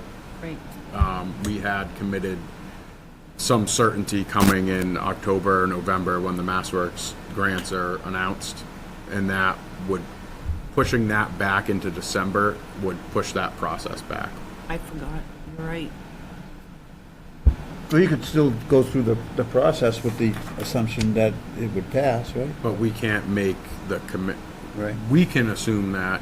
I don't know if he has the appetite to, or if the markets have the appetite to. That's a concern that has come to mind. Thank you, Justin, for bringing that to light. I forgot about that piece. Were we able to get, we were looking to get, like in the past, what, like in the last 5 years, what projects that had this come 5 years ago and we said, no, that we did get that we wouldn't have got to. So we're still working on a list. Sarah was able to run a report that showed on the state side alone, it was about 3 million over that time period on I think it was a 5 or 6 year look back. But we're trying to parse out specifically what ones would or would not fall into the category of the guidance the state Right, provided. that's the most important. And that guidance has changed a couple of times. They've added more programs to it every few months as well. So it's a moving target in and of itself. Yeah. But if you look back, there are monies there, and it's not an insignificant amount. But I think one piece we've touched on is, well, I understand and appreciate the history of what we've received. There is, a new team coming in on that end. Jackie's been here for a little over 2 years. I got here last July, obviously. Mr. Riley is just getting here. And I think our approach to trying to attain some of those larger scale grants has shifted as an organization. And so I wouldn't want that to get lost in the mix either, is that the recent history doesn't necessarily determine the immediate future. One grant, if I may, that we just applied for the facilities project is the Municipal Vulnerability Preparedness Grant. So that was just over $1 million for the sustainability elements of that project. So that's a grant that is at stake. If at this time, that's a part of the list as well. So that's coming down the pipeline along with the MassWorks as part of this current cycle. And we have submitted the letter of interest for a $2.5 million MassWorks grant with the application coming up next month. So let me ask a question. If this were to be voted on next week, it failed, so that's finite, would you stay on the same track of trying to get these grants, or would you just say, we're not eligible, let's stop? I would still apply. Yeah. Just in case, because you never know what might happen. But for now, the indication we've received is we would lose that money. Yes. But I wouldn't want to take away an opportunity in the future if something was overturned or if something shifted that's outside of our control. So I don't know, I don't hear very, very adamant, strong opinions either way, I think all of us, or most of us, or the majority of us could go either way, it seems like. And I get in the idea in theory of what you're saying, but then when I think about more like for the town, not for what I want to respond, how I want to respond, but for the town, that, I don't feel like I'm rolling over, like I said, no, but the reality is, there's a lot more money that gets spent for what you see happen in this town that doesn't all come out of our budget. And I don't think that that's, something I'm willing to risk at this, at this point in the game. So, unlike, the previous discussion, this is something that I am confident in, recommending that people vote for, because although I think we all hate the fact that it's something that is being forced upon us by the Right. state. We're being strong-armed by the state, and that's where it started off wrong. But, They had no jurisdiction, nor should they have done it that way, but that's how they did it. Then that should be a view down the road as to how they'll handle things. But, the proposal that, the planning board has come up with, is one, I think, that is palatable. The requirement is that you have a zone that 750 units could go there. We already have well over 400 units in that zone, so there won't be 750 new units built. There'll be considerably less. There's only 2 parcels with realistic chances of being developed, and to maximize density, you would have to build up, which would require a variance. And what we have shown is that in Ironwood and Ferncroft, those 3 towers generate this year 0 kids in the school system, because people with kids do not want to live in that type of housing. Right.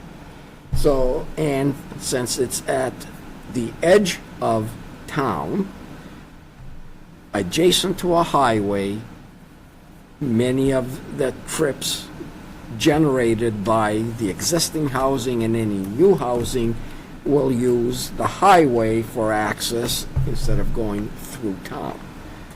So even though I don't like being strong-armed, it's at least a palatable solution to keep. We're really not talking now if we're in favor of it or against it. We're talking about, because you could be totally in favor of it and maybe you want to postpone it because you think it might fail. Or you could be totally in favor of it. Yeah, either way, you don't know what's going to happen. I think, we have it on, people are expecting it, so let's see what happens. I think we should go forward with the annual town meeting. Because, the other, the complications that with development agreements and other, things, it's another layer of complexity. And if we ever want to have any impact on traffic in the 62, 114, routes, we are going to need state money to do that. We can't fix those problems with our own funds, so I guess the sooner we can be on the good list of the state, the better. Or the bad list. That would be bad. Right, it would be, but you have to be prepared for that. Yeah. Keep in mind, this is, affordable housing, but it's affordable as to, what, for Middleton. It's not, It's there's no it's not affordability, right, it's you It's units. build whatever you You want. could build $3 million units. It's Right. just units, right. which is more likely being next to a golf course than Correct. $600,000. That's what I was trying to say, correct. You okay with that, Brian? Leave it on? Yeah, I mean, at some point, the vote needs to happen. Yeah, let the voters decide.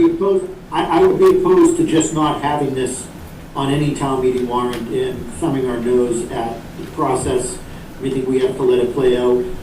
I think to the theme of tonight's meeting overall, it's about education and making some recommendations to town meeting, and this board taking some leadership and at least showing some guidance to town meeting on the ramifications of votes and decisions. For this, a ramification of a failure to vote for this could potentially, not potentially, the state's been abundantly clear as they've called out certain grant programs we would not be eligible for, and Mass Works grants is surely one that they've stated that. Now, there's been some other rumors and innuendo about other programs that they could pull back, SBA funding and others.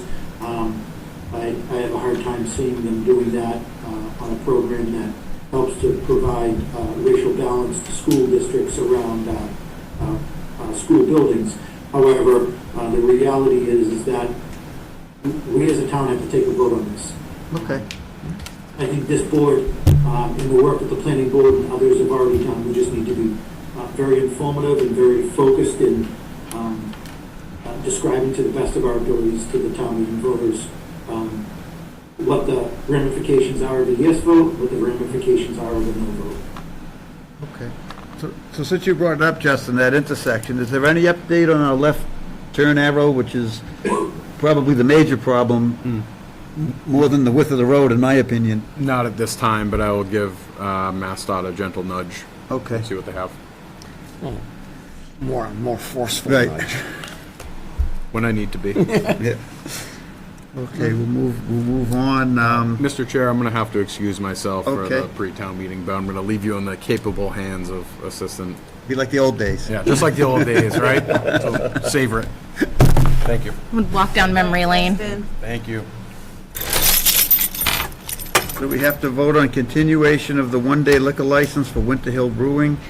Mr. Chair, did you take public comment earlier? did. Okay, Yes. sorry, I didn't have it marked. Thank you. If I didn't do it, Costa would kick me.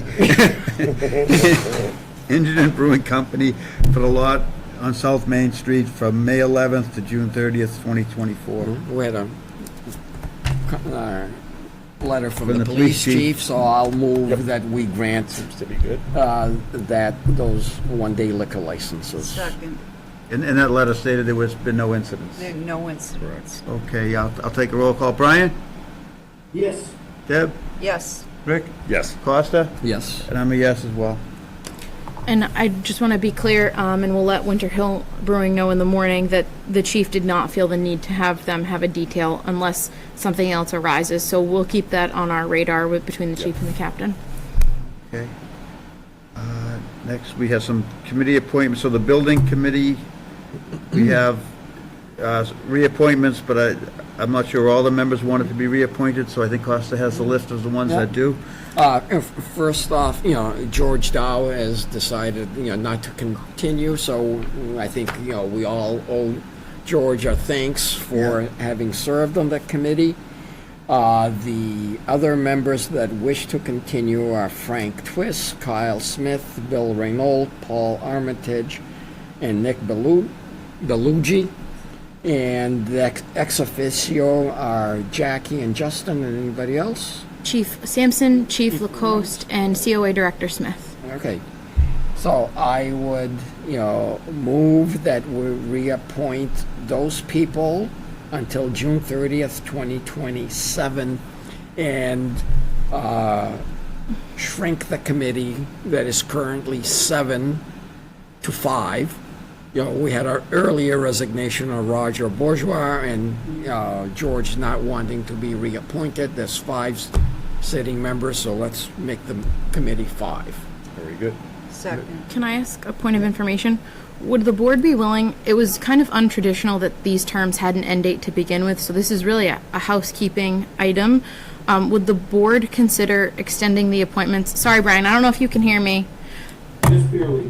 Completion. Could we extend the appointments to the end of the length of the project so we don't have to reappoint again in 3 years? I think we'll be fine, but for ease. The end is the occupancy permit? Yeah, what triggers the end? That's our The question. end is triggered about 6 months after the occupancy permit when all the warranty for the commissioning. So the end date is 6 months after the occupancy permit. Of the last building. Yes, very good. Good one. So I'll second this for conversation. I just want to ask one question. The movement from 7 voting members to 5 voting members, do we have to take a second vote on that because this committee actually was created originally by this board with a certain designation of 7 members? Or do we have to take this, is it okay to take this as a simultaneous vote? What do you think, Jackie? I think I think you're okay to take it as one motion. I do too. I think Yeah. you're okay, Voted. Brian. Yeah. It was mentioned, so it's in the minutes that it's being changed from 7 to 5. The authorizing body is here, so if we vote on that, we're voting on both items. And we'll I send just wanted to make sure that we weren't. memo to the town clerk's office as inadvertently such. keeping 2 slots vacant because of an earlier vote. Okay, I'll take a roll. Brian? Yes. Deb? Yes. Rick? Yes. Costa? Yes. And I'm yes as well. Okay, we have our committee. Okay, we have, it looks like, some contract approvals for the municipal contract for the complex. We do. You want to review those with us, Jackie? Yep, so the first vendor that we have for your approval tonight, the building committee approved all of these items unanimously, but we have moved forward with a construction testing vendor, and we'd like to have the board authorize it. So this is the vendor that will test the steel, the rebar, the materials as they reach on site. We had 4 vendors put in for this, and subject to approval formed by council, we'd like to move forward with,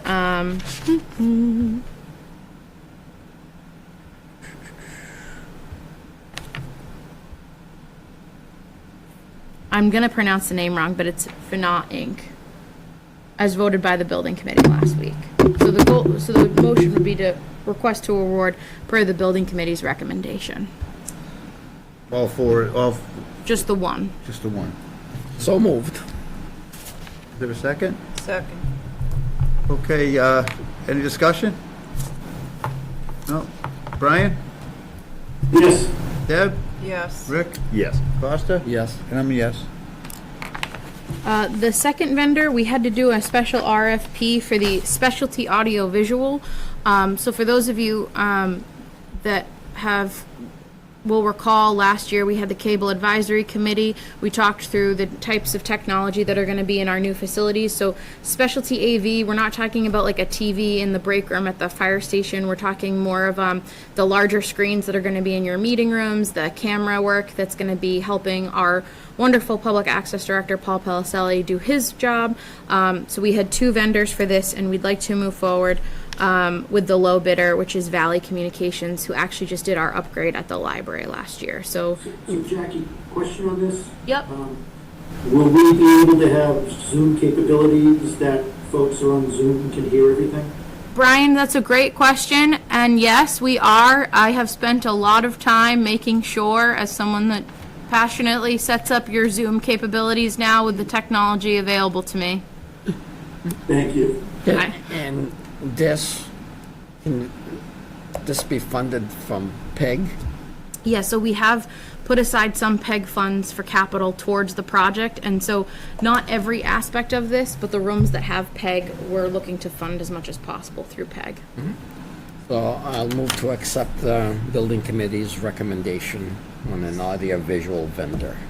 Second. I'm sorry. No. Okay, Brian? It was Yes. Deb?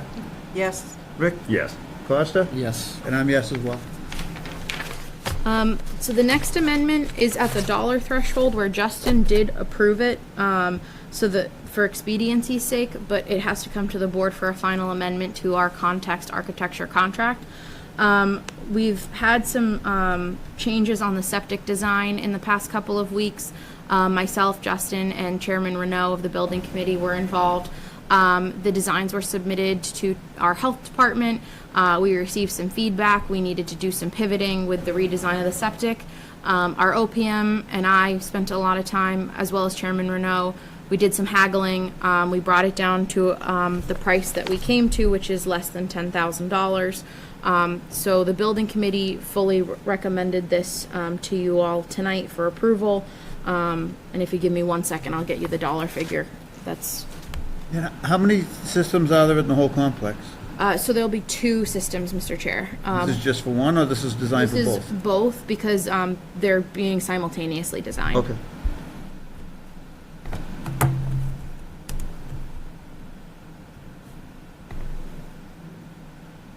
So the total dollar value for this, this is amendment number 9, is $5,500 at this time for additional engineering work. Just out of curiosity, nothing to do with approving an audit, are the two systems roughly the same size, or is one bigger than the other? Public safety is bigger than the Town Hall Community Center, but we found the original design for the Town Hall Community Center is the one that we're addressing because it was under budgeting for the commercial kitchen and multi-purpose room on the COA. So that room is being treated with a different flow than the initial design was designed for per the health department's inspectional review. But I believe, public safety is a 45 square 100-foot building, so that's a very large system. It's got 2 leaching areas, a pressure distribution system. So they're both significant systems. Was there a did anyone make this motion? Yeah, yet? I'll No? move Go to ahead. approve Amendment 9. Second. Brian? Yes. Deb? Yes. Rick? Yes. Costa? Yes. And I'm yes as well. Great. And then finally, amendment number 10, also unanimously approved by the building committee. It's in the value of $3,600, but this one was not time sensitive, so Administrator Saltzback did not do an approval due to that. So during the phase of the project, right before we went out to bid, the building committee was working diligently to tighten up the budget as much as possible so that we could go into the bidding season favorably. At that time, one of the decisions that was made to keep the project at a certain price point was to remove electrical going out to the town green and where the new gazebo may be going. So basically there's street lighting and wiring running through the common to the gazebo. We removed that to reduce scope. As well as a couple of other things. So we came in, we still wanted to get the information, so we asked for information. This is $3,600 to redesign the town green to include that electrical moving forward. Based on the bids coming in, those that you've already approved, those that will be continuing to come before this board, the building committee felt they were in a financial position to include that electrical on the town green. And is this something that can be paid from the CPA commitment to the project? So we do have, thank you for that, CPA money for the town common. We also have a state earmark in the $200,000 range for the town common. So until I know better about how far that money gets us, but that's a part of the town common. So that is a use for it, because Finance Director Wood and I are working really diligently. We met today on it, making sure that we pay out all the grants earmarked CPA funds first for their specific purpose, because a lot of those have specificity. So this is something that we'll use CPA money toward. And, there is more than a fair chance that additional money could be, allocated next May if needed. I think we appreciate that deeply and would respectfully hope to get in touch with you in January, February when we have a better sense of what that number might be. Okay. But as always, we do appreciate the generosity of the CPA in their work on this project. So I'll move to approve Amendment 10. Second. Okay, Brian? Yes. Deb? Yes. Rick? Yes. Costa? Yes. And I'm a yes. Okay, I think that's all of them. Next on the agenda is to review and approve the contract with the police chief for fiscal year 25 to 27. I think we all had a hand in this. We've met with him a couple of times over it. I think we're all familiar with it, satisfied with it. So I'll move to approve. Second. Okay, any discussion before we vote? And you'll recuse, I assume? I will, Mr. Chairman. Thank you, yep. Brian? Yes. Deb? Yes. Costa? Yes. And I'm a yes. Fabulous. That was, a lot of work went into that, but glad to see it fruition. Okay, we had a consultant reach out to the community, Studio Les, to go over some different options for the existing town hall, to see what We we'll, didn't do number 9. we just did 9. No. We did Oh, the comp and 8. class. Oh, okay. I can go back to that one, we already started this one. So they reached out to the community and got some community input. Are they going to join us on Zoom? Is- They're right there in Oh, front okay. of you. Oh, they've been very patient. I've seen that. They've been, no, they've been wonderful. So if I may, Mr. Chair, I'll just make a brief introduction. And I'm hoping Paul, with his magical camera angles, can pick up the Zoom. The presentation for those watching at home is also available on our website. But the team from Studio Luz is here, as well as Claire O'Neill from Mass Development, our partner who funded this project. So tonight is a relatively brief check-in with Studio Luz. They have done their online forum, their in-person forum, and their survey. They're hoping tonight to just go over with you all the survey results and get some feedback from you. They will be back for a final report at your June 18th meeting. So the goal of tonight is to have you consume the data from the community feedback sessions and survey, and then provide some, they have some directed questions at the end of the presentation that they're hoping to get feedback on from you before the night is through.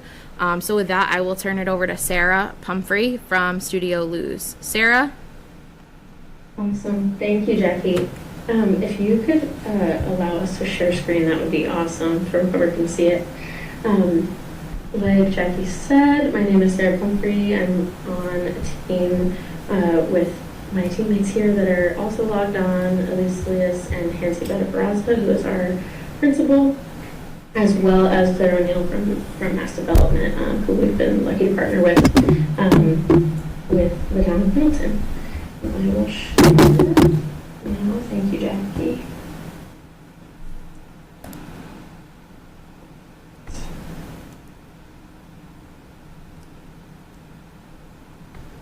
Just give it a moment there. All right.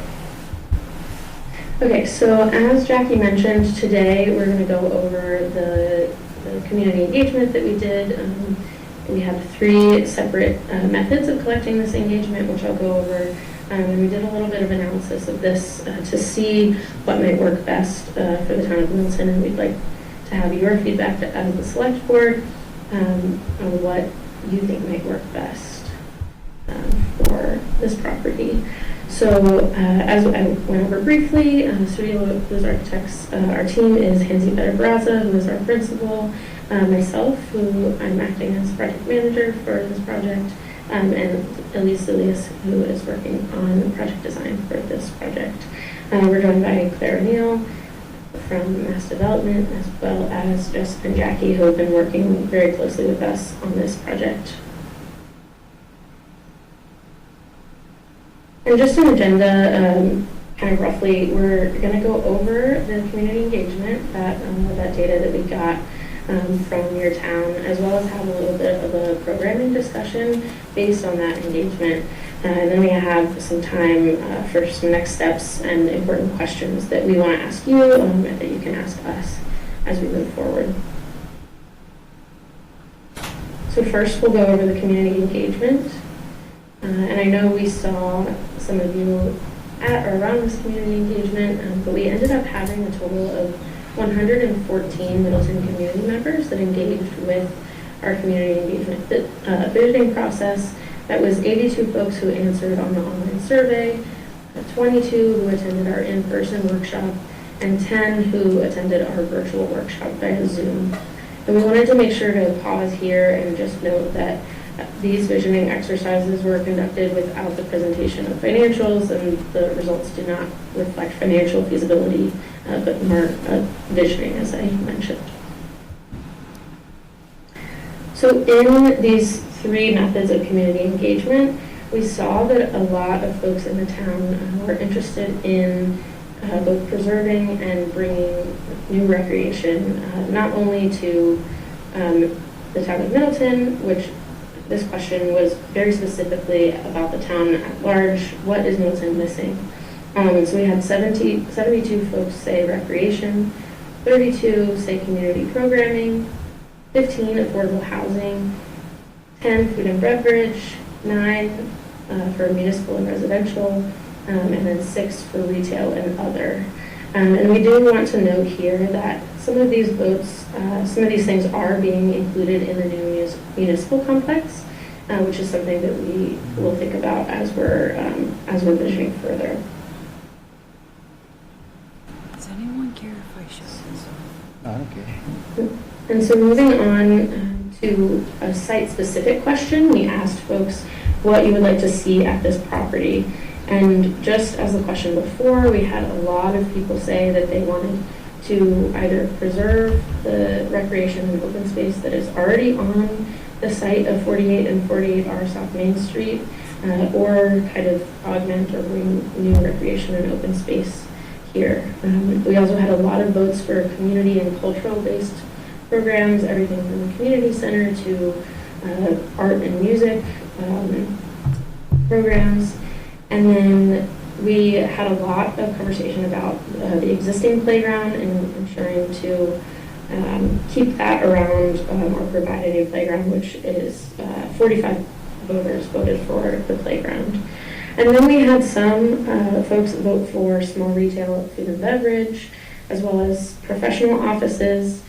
And then this bottom row shows all of these kind of purpley colors, show things that folks wrote in or brought up in the meeting out loud. The most popular of which is something that we talked about in our last select board meeting, which is traffic mitigation or rerouting the highway through this site. We had 10 folks talk about or vote on this. And then we presented some things to the group that we kind of knew they wouldn't be excited about, just to kind of test the waters and also see if there are any other things that the town is absolutely not interested in having on this site. And it was pretty overwhelming that folks did not want high-density multifamily housing on the site.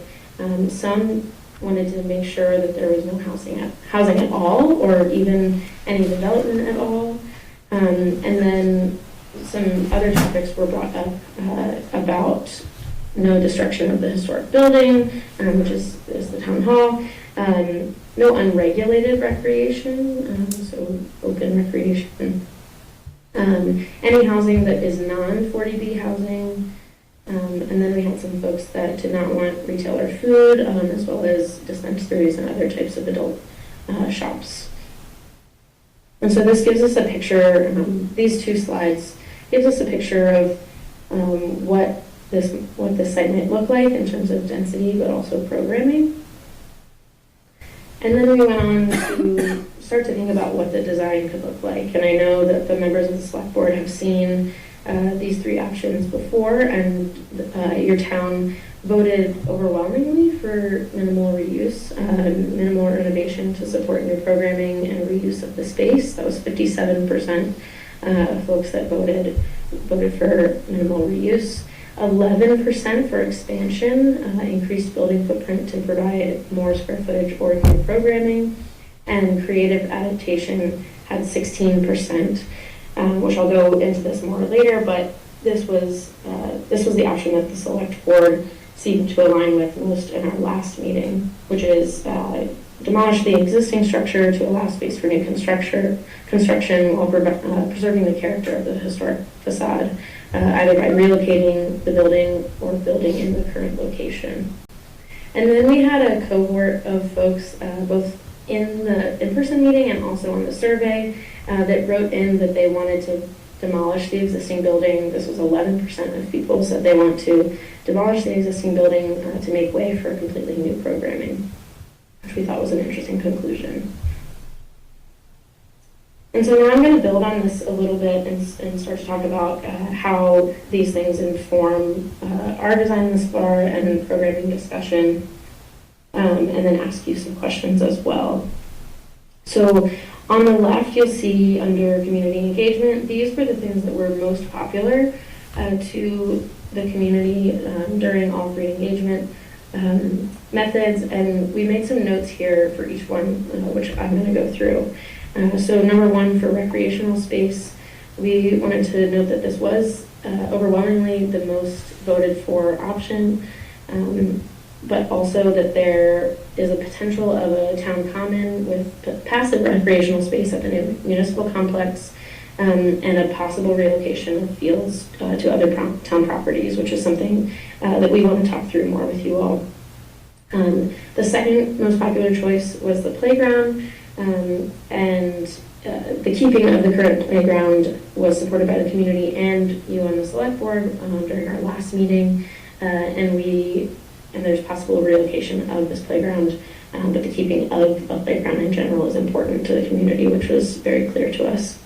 For the third most popular choice, it was a community center, and we wanted to note that there is a large community center coming as part of the new Middleton Municipal Complex.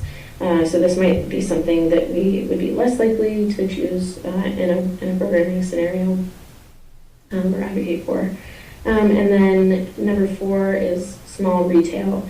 And under here, noting that there is some retail, including food and beverage and other uses that are coming in, possible new developments across the street at the Angelina's property, as well as in other locations along routes 114 and 62. And so to kind of play off of those things, on the right side of the page, we've noted the things that were that we spent the most time on in our conversation during the last select board meeting that we attended, which is affordable housing, recreational space, keeping that playground, as well as having parking be a consideration for any of these programs that we choose.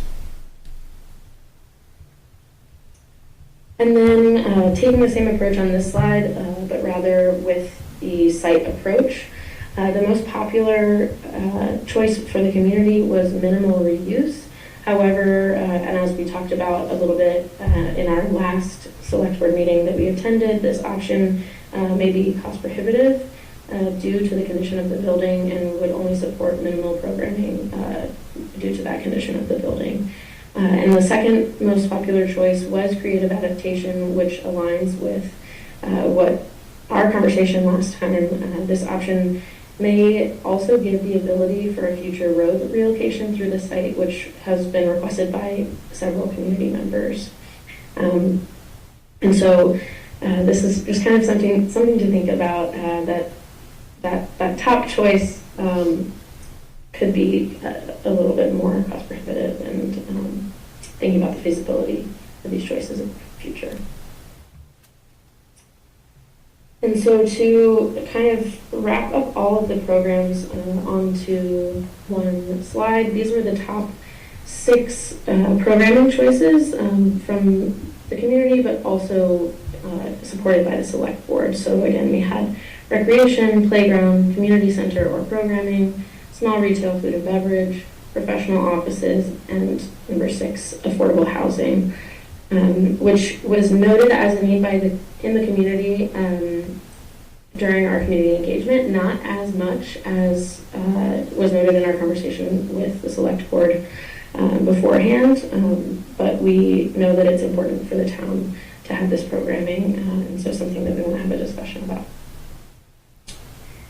And so lastly, and one of the most important things about this is we kind of want to hear from you all what your choice would be, and so we've mocked up a few schemes here, and scheme A is taking that minimal reuse option, using the existing building for very minimal community related programming, perhaps with a small cafe or professional offices,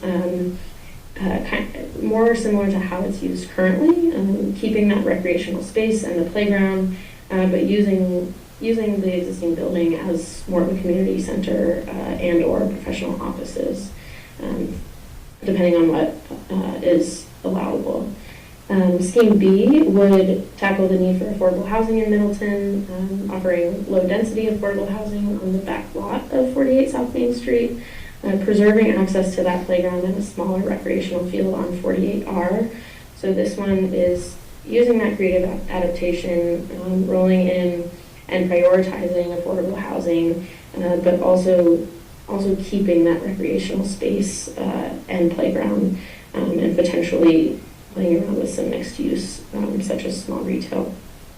And then scheme C is kind of our biggest one, or our most change, which would propose to relocate Memorial Hall on site for community use, and relocate the recreational fields, opening up space on the lot for more affordable housing units. We wanted to note on this one that this scheme could more feasibly allow for future highway relocation, since that's something that the town has talked about, or the community has talked about quite a bit, and allow more room for that if that was something folks were interested in. So those are the three schemes that we want you all to think about. Again, I think Jackie sent these slides to you all so that you can look at them a little bit closer. But I wanted to outline the next steps before we get into conversation. So this is our project schedule. So we are here where the blue arrow shows Select Board Community Findings Meeting number 2. And so for about the next month, we're gonna work on these programming schemes, depending on what we choose today and what we've learned from the community. And then we will present our findings and report at the public meeting. I believe it's been moved to the 8th. And then present a final report to the community for you to use and inform the next steps. And so I really want to pause on this last slide because we did have some big overarching questions for you all on the select board. Affordable housing was a big part of our conversation in our meeting last time, but we had a little bit less community member buy-in. So we wanted to ask if affordable housing is something that we wanted to make sure to include in our schemes from your perspective. As well as the highway reroute, which has been mentioned by a lot of community members. We wanted to know, is this something we should include in our options? Is this something we should avoid in our options? Is it actually feasible, in your opinion and your knowledge, that the fields would move elsewhere in the city? We know that with Natsu Way, this has been kind of a contentious topic. And then lastly, are there options that you feel we're missing that should be explored more in this study? So with that, I'm going to leave these questions up for those who can see them, and I'm going to open it up for your questions and comments. Thank you so much. Thank you. Any comments? Yeah. Do you gather any information about where the participants in these various forms of community engagement live in town? Yes, so each member was asked to give their relationship to the town, and there were residents, there were municipal employees, folks that work in town, but it was overwhelmingly, and business owners in town, but it was overwhelmingly residents. No, but my question is, did they live near this site on different parts of town? Because I think some of the perceptions of what you would want there is in part based on where in town you live.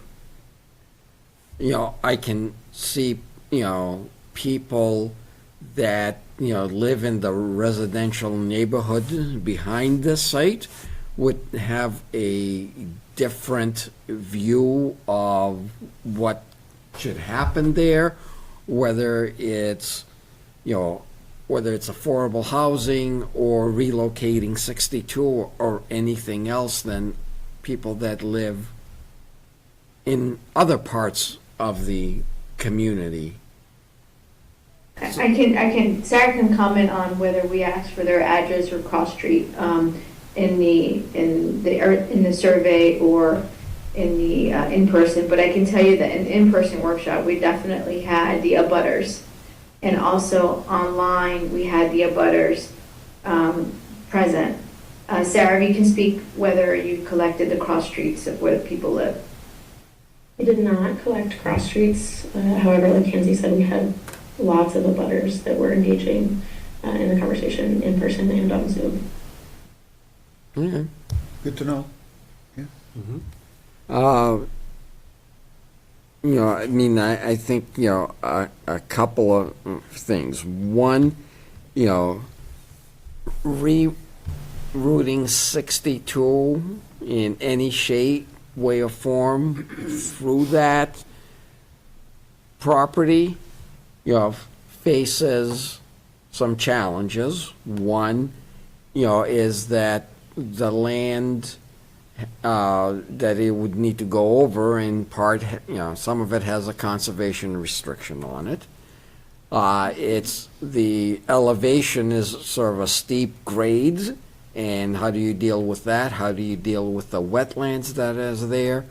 Third, then, where it would come out is where the King and Washington Street meet, and how do you deal with that horrendous intersection that would be created? And where does the money come from to be able to do any of that, if it happens? It is something that the community has expressed the wish for in the 1960 master plan. The 2000 master plan didn't mention it because for 40 years nothing had happened toward that. Now it's gained some more traction. So doing something that definitively prohibits that from happening may not be the wisest course of action. Right.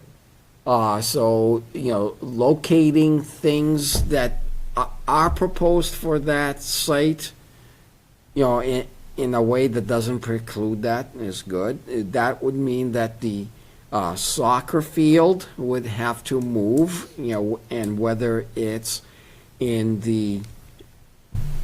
over the landfill and that's a way, or if there's, space in the non-conservation restricted area of the municipal complex. So that's, two possibilities as to where it could relocate, and you might need both as the town expands and the youth sports expand. And, affordable housing is always going to be a need for this town. So, is it incorporated there? That might be an opportunity. The playground, if it is, any housing is incorporated, keeping the playground in some part of that site is probably, worth having, not only for those new residents, but for the existing, neighborhood. So how all that, you fit it onto that site, that's why you get paid the big bucks. I wouldn't, as far as the talk about the road, I wouldn't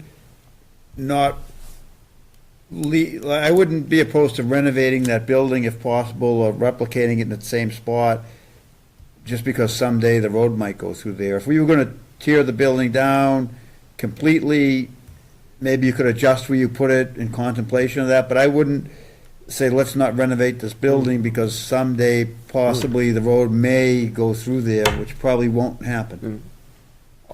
My sense is, the most effective way is take the building down, relocate it to the rear of the parking lot, build replicate the facade, so when you're coming down 62, you still see it. It's further back than it is now, but you still see that facade. And if the front part, is some green space, you wouldn't preclude if the pipe dream of the road going through, if it happens. And then, so that's kind of what I'm, thinking. Because, to renovate it there, it may be more, you may get less for, and cost you more than if you just build a new building in the back and replicate the facade.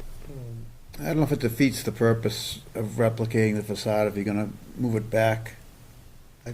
You still have the vista coming down Yeah. 62. I understand. So, And if you leave it there, it's minimal reuse because of how old, even the renovation that you do to it, it's limited. I mean, the whole property is, frankly. Sarah, can you go back to one slide?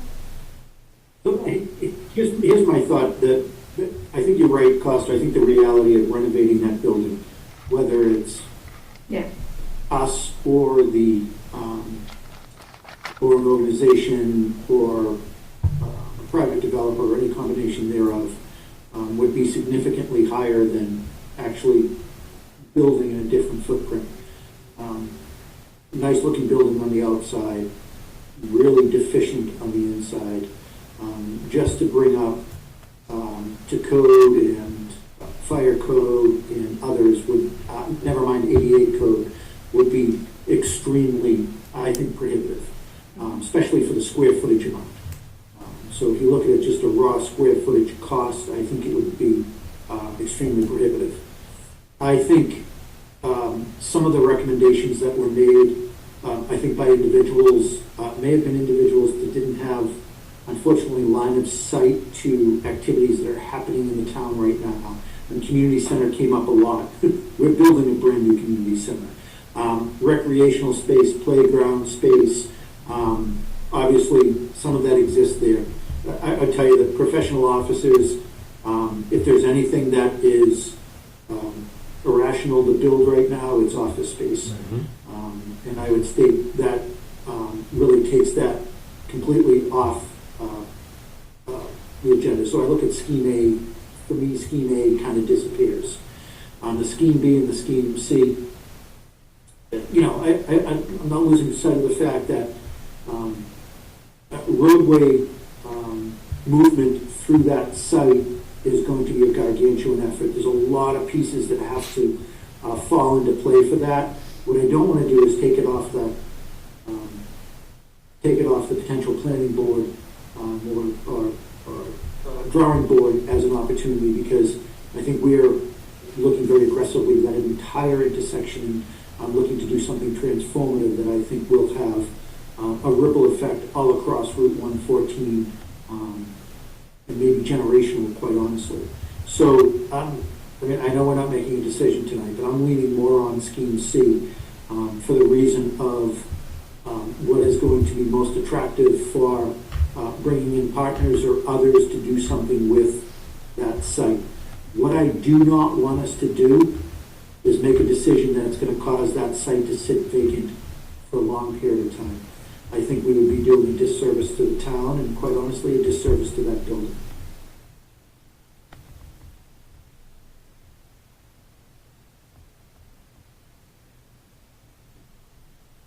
Mr. Chair, can I make one point of information? Yeah. Well, two actually, if it's allowed. So one thing that Costa said was about relocating fields to the new municipal campus. I just want to be clear, the back part of that property will be under conservation restriction, but when we bought the property, the deed acquisition said only passive recreation. So it'd be a thing to undo. When we bought the property, it's a passive recreation on that site. Right. On the entire site, not just the recre. Yeah, that's part of the deed, not for the acquisition. The second piece that I would just say is, I think hearing anything that you have for feedback tonight is helpful to Sarah and Hansy and Elise and their team. Because the thing I want to remind everybody, and I think Brian brings a good point, and I hope he can hear me. Yeah, I can. Okay, great. Thank you, Debbie, for turning off the HVAC. So when we talk about vacancy, so at this juncture, we're looking at occupancy of the new buildings in about January of 26. So by the time everything's moved, everything's, in the new campus, think, late winter 2026. So the thing that I keep in the back of my mind is this team will present to you, our Studio Lou's Mass Development team will present to you again on June 18th at your meeting. What we want to come to is they're going to bring you some schemes, and we're going to hopefully get some direction from all of you. That's going to give us a year, if not two, to bring it to a town meeting with a plan for disposition. Because whether we do a lease or we have somebody else build on our property, however we figure out the money part of it all, that we need to go to town meeting, and it gives us 2 years to make decisions, to put things in front of this board, 2 town meetings of cycles, so that we have a plan for when we're moving out of that building, for what happens to it. So I want to say that it's, I think, important to have this discussion where we're grateful to Mass Development and Studio Luz for having it with us now as part of this grant cycle. And we need to get their final report done in June to be in compliance with Mass Development's grant timeline. But I just would say that that report is the kicking off point for what it looks like for us in terms of we take that scheme, we take that research, we take that community input, and then that's kind of a tipping off point for this board's process on disposition and or other items. I don't want to just say it's disposition, but whatever you decide to do, that's just the tipping off point of like, okay, this is our general plan. Let's start working the numbers. Let's start working pathways to the vision that you guys adopt. So that's the only thing I'll say is that there's no rush in outside of the grant we have with Mass Development and Studio Luz, but we want to be mindful of the time frame. Can I get just a sample of the select board kind of voting on the schemes? Like, I can't see you, but it would be great if we can just do a quick vote, A, B, and C. I just would love to hear your personal feedback. I'll give you my Option. my feedback is the two most important things to me is keeping the fields. There's a need for those fields to use. Probably number one is, or equally, these two, keeping the fields just the way they are. And number two, whether it's in the exact same spot or the Costa's idea, maybe a few feet back, keeping the facade. That more than the use of what'll be in the building is keeping that facade. It's the focal point of Middleton. Keep the facade. That's the feedback we need to Right. move forward with some schemes, and that's what I wanted to make sure there was a consensus on that. And keep the fields is very important to me, Correct. personally. Yeah.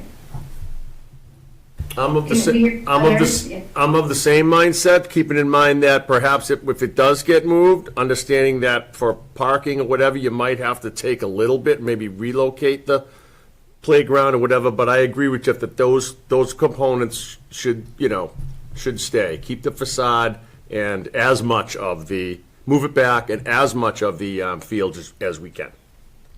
One thing that Justin's going to look at that I asked him to is, as part of the traffic study we already did, and I don't know if it was through one of the agencies we're using, is to see the movements in that intersection. Because we have to make sure if the road was ever moved, that it would be used. Because how many cars actually, just because both those roads happen to say. I don't think this feasibility, I'm sorry to interrupt, I don't think this feasibility is going to cover the road movement. I think that's such a. Well, this is maybe a separate track, not through you, but through a separate track we were going to look into, because it seems if you stand in that intersection and watch the cars leaving Boston Street, very few of those cars go down Maple Street. Most of them stay on one foot. If you just stand I urge anybody just to spend 45 minutes there in an afternoon and actually watch what really happens. And there's very few cars that come off Boston Street That turn on. that turn onto Maple Street, because I've witnessed that too. if you were going, say, from Route 128, 95 to an area box for Tosca, you would go down Route 1. You wouldn't cut through. If you're going to Beverly from Linfield, you're not going to cut through Middleton Square. I believe we have so I would say that the goal of Studio Luz's work is to focus on that site. I know Justin talked about, and to your credit, Jeff, I don't remember which vendor it is. I think it might be MassDOT, but I'm not positive. I know that that's something that you addressed in a prior meeting, and I know that Justin's been working on as part of the overall 114 strategy is getting the traffic counts from Boston Street to 62. So I think it's a point well taken. Because if we find that it is true that very few cars make that movement, then who would make the new movement? And then maybe it wouldn't be as important to move the building, because you would see there's really no demand for that traffic movement. Yeah, just from my observation, when people are going down Boston Street, are turning onto South Main, they all are fighting to get into the right lane instead of, the left lane, because I assume it's because they then want to make a right onto No, I think if you Maple. actually watch and stand and watch the whole movement, you'll see the opposite. But, yeah, we'll get some in. Straw poll, though, that Studio Loses here for. Right, I understand. Yeah, So- our study, our report would include that the town definitely needs to do a traffic study, So I would, as well as civil and sewer. you know, scheme B, definitely, scheme C, if we have relocated the soccer field. You know, I would consider a scheme C when we have the permission to build a soccer field someplace else. Gotcha. So right now, I wouldn't support Scheme C because it makes the soccer fields go away, and I think they're very important. So I would not be in favor of any plan which Scheme C does, which makes all the soccer fields go away. I couldn't support that Well, right I now. think you're gonna And lose the some of the in-person field workshop- anyway, because if you move the buildings back onto the existing parking lot, you're still gonna need parking for that building, and it's not gonna go out front if we're moving it, so I think you're gonna have to use some of that field space on the right for parking, but. I do want to note too that there would be no getting rid of erasing the fields, but relocation. So one of those big questions we wanted to ask you all is if relocating the fields seems like a feasible choice. On that property, No, you're on saying, or on a different different property? For a different property in town. Right, but Sarah, remember, the community members were kind of against that. They had a real anchorage to keeping the fields there. So I think Scheme B is the kind of the consensus of what the community wanted, and also the expirations of affordable housing from the select board. Yeah, so I appreciate that. I think to Costa's earlier comments at the beginning of this discussion is, I think the community input may be, and correct me if you think I'm wrong here, may be a little skewed towards abutters. And I will tell you that abutters I've talked to don't want a single thing to change at that project right now, at that facility, that footprint right now. They want the fields to remain, they don't want anything built on the fields, they don't want anything changed to the fields. So I agree with Jeff that I don't want to see an elimination of fields, because this town can't support the elimination of fields, but I will say that I do not want to handicap putting together a plan for this footprint based solely on a single soccer field or a single multi-use field. We do have locations elsewhere in town that we could replicate that field if needed. But I just don't want to throw the baby out with the bathwater here because of a soccer field or a multi-use field. I'm still leaning more strongly on Scheme C, although item 3 that is listed on a community center, I think, obviously gets removed from that list. I think the playground remains there, but it's really affordable housing, but also allows the potential, if the town decides to want to move forward with some type of traffic mitigation through that property.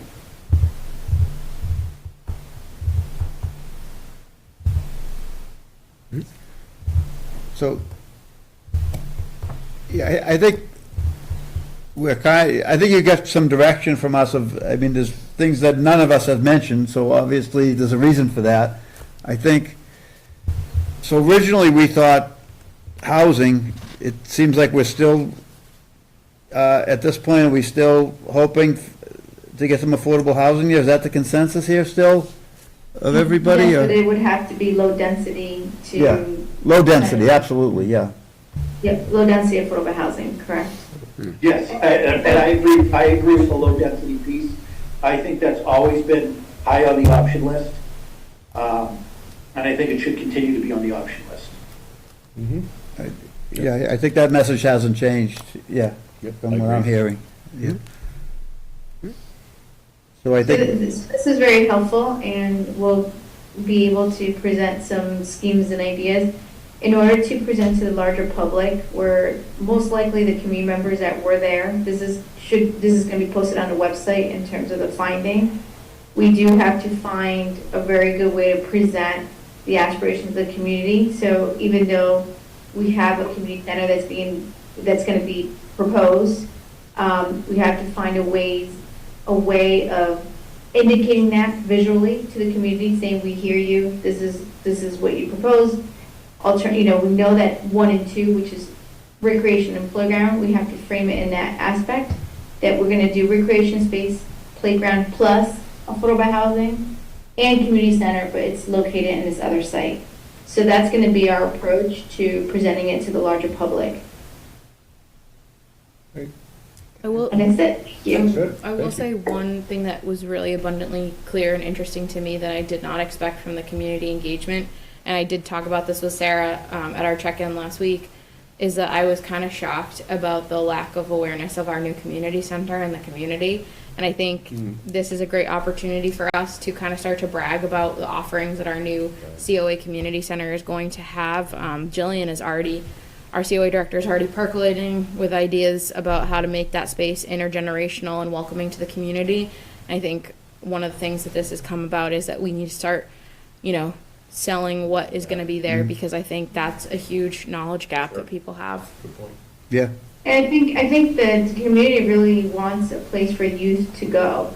Like their heart and soul is that this community asset is for the youth, is for people to come together, creatively, artistically, recreationally. That's a great use, absolutely. Yeah, and I agree. I think we have to prepare ourselves when shovels go into the ground down at the golf course. We're going to hear a whole slew of questions of, hey, what's happening down there from a segment of the population? Maybe a great big sign of future home of town hall, police station, fire station, and community center will be the first big step to getting some of the uninformed to become informed. I looked at a proof of that today, Brian. Nice. And I think affordable housing can have community use, so we can spin it in that way as well. That it's a resource for the larger community, but for the residents as well. Right. Okay, thank you very much. Thank Thank you so much. Thank you all. Thanks for waiting. Thank Yeah. you. Thanks. Take care. Thank you. Bye-bye. Okay, next, We need to circle back. yep, I to am, yep. number 9. Next, we have review of new non-union classifications for positions previously unclassified and review market rate adjustment for the police captain. So Jackie? Yes, Mr. Chair, thank you. So the board will recall, we discussed this a few meetings ago in executive session, but we had one final classification to do from the Collins Center's recommendation. So tonight, your vote would be to, classify the police captain position in grade E and give that position the market rate bump that that grade is going to be getting. Because this position got created and started being filled right around the time that we did the original classification and really should have been included at that time, but the train had kind of left the station. There will be a slight fiscal 24 adjustment for the position in the amount of $4,065, and then another adjustment for fiscal 25, which is included in the operating budget going to town meeting, of the $7,702.84. We just didn't get back to you in time. We had done a lot of this with the Collins Center in the early winter, and I apologize. We had a point of comparison for the board's recollection between this position, the police chief, and we needed to finish the police chief, which the board did tonight, to finish the calculations for this position as part of its police internal equity. So the vote tonight would be to put it in grade E with the recommended fiscal 24 and fiscal 25 steps. Any discussion or motion? So I'll move to accept those recommendations. Second. Okay, any more discussion before we vote? Okay, and you'll recuse, I Yeah, assume? Mr. Chairman, I will, thanks. Yeah. Brian? Yes. Deb? Yes. Costa? Yes. And I'm yes as well. Okay, And Mr. Chair, just one note before we go into Yep. executive session, that we do need to return to open session to vote on the item that is being discussed in executive session tonight, so Okay. when we make that motion. All right. Any updates and announcements before we go in executive session? Chief Will's Day is going to be Saturday, June 22nd. For those in town that are interested in participating, food, games, rides, fireworks at the end of the night. I've heard the band is coming back, really great band last year. So just to get the word out that Chief Will's Day is returning this year on June 22nd, rain date of June 23rd. Thanks. And if they did, so the fence company was at the golf course today, mapping out where they're going to install the construction fences ahead of any work being done. And today was the first day that the school Fuller Meadow pickup queuing occurred, so we were down there today. I was working today myself, Scott, and the early risers that are there to park. So we were able to line that up, and they had some staff from the school came down too. So that was the first day today. So that should move smoothly from this point on. Good. Perfect. Okay, is there a motion to So go? move go to executive session pursuant to General Laws, Chapter 38, Section 21A3, to discuss strategy with respect to collective bargaining negotiations, Middleton Police Benevolent Association, and we will return to open session. Okay, I'll take a roll call. Deb? Yes. Rick? Yes. Costa? Yes. And Rick, you'll be leaving? Yeah. Yeah, and if it's a vote on that need to- afterwards, yeah. then I'll just, okay. I think you need to Okay. Unless there's recuse something yourself. else. This is typically something you'd recuse yourself on. Correct, yep. Okay, and I vote yes as well, so we're in executive session.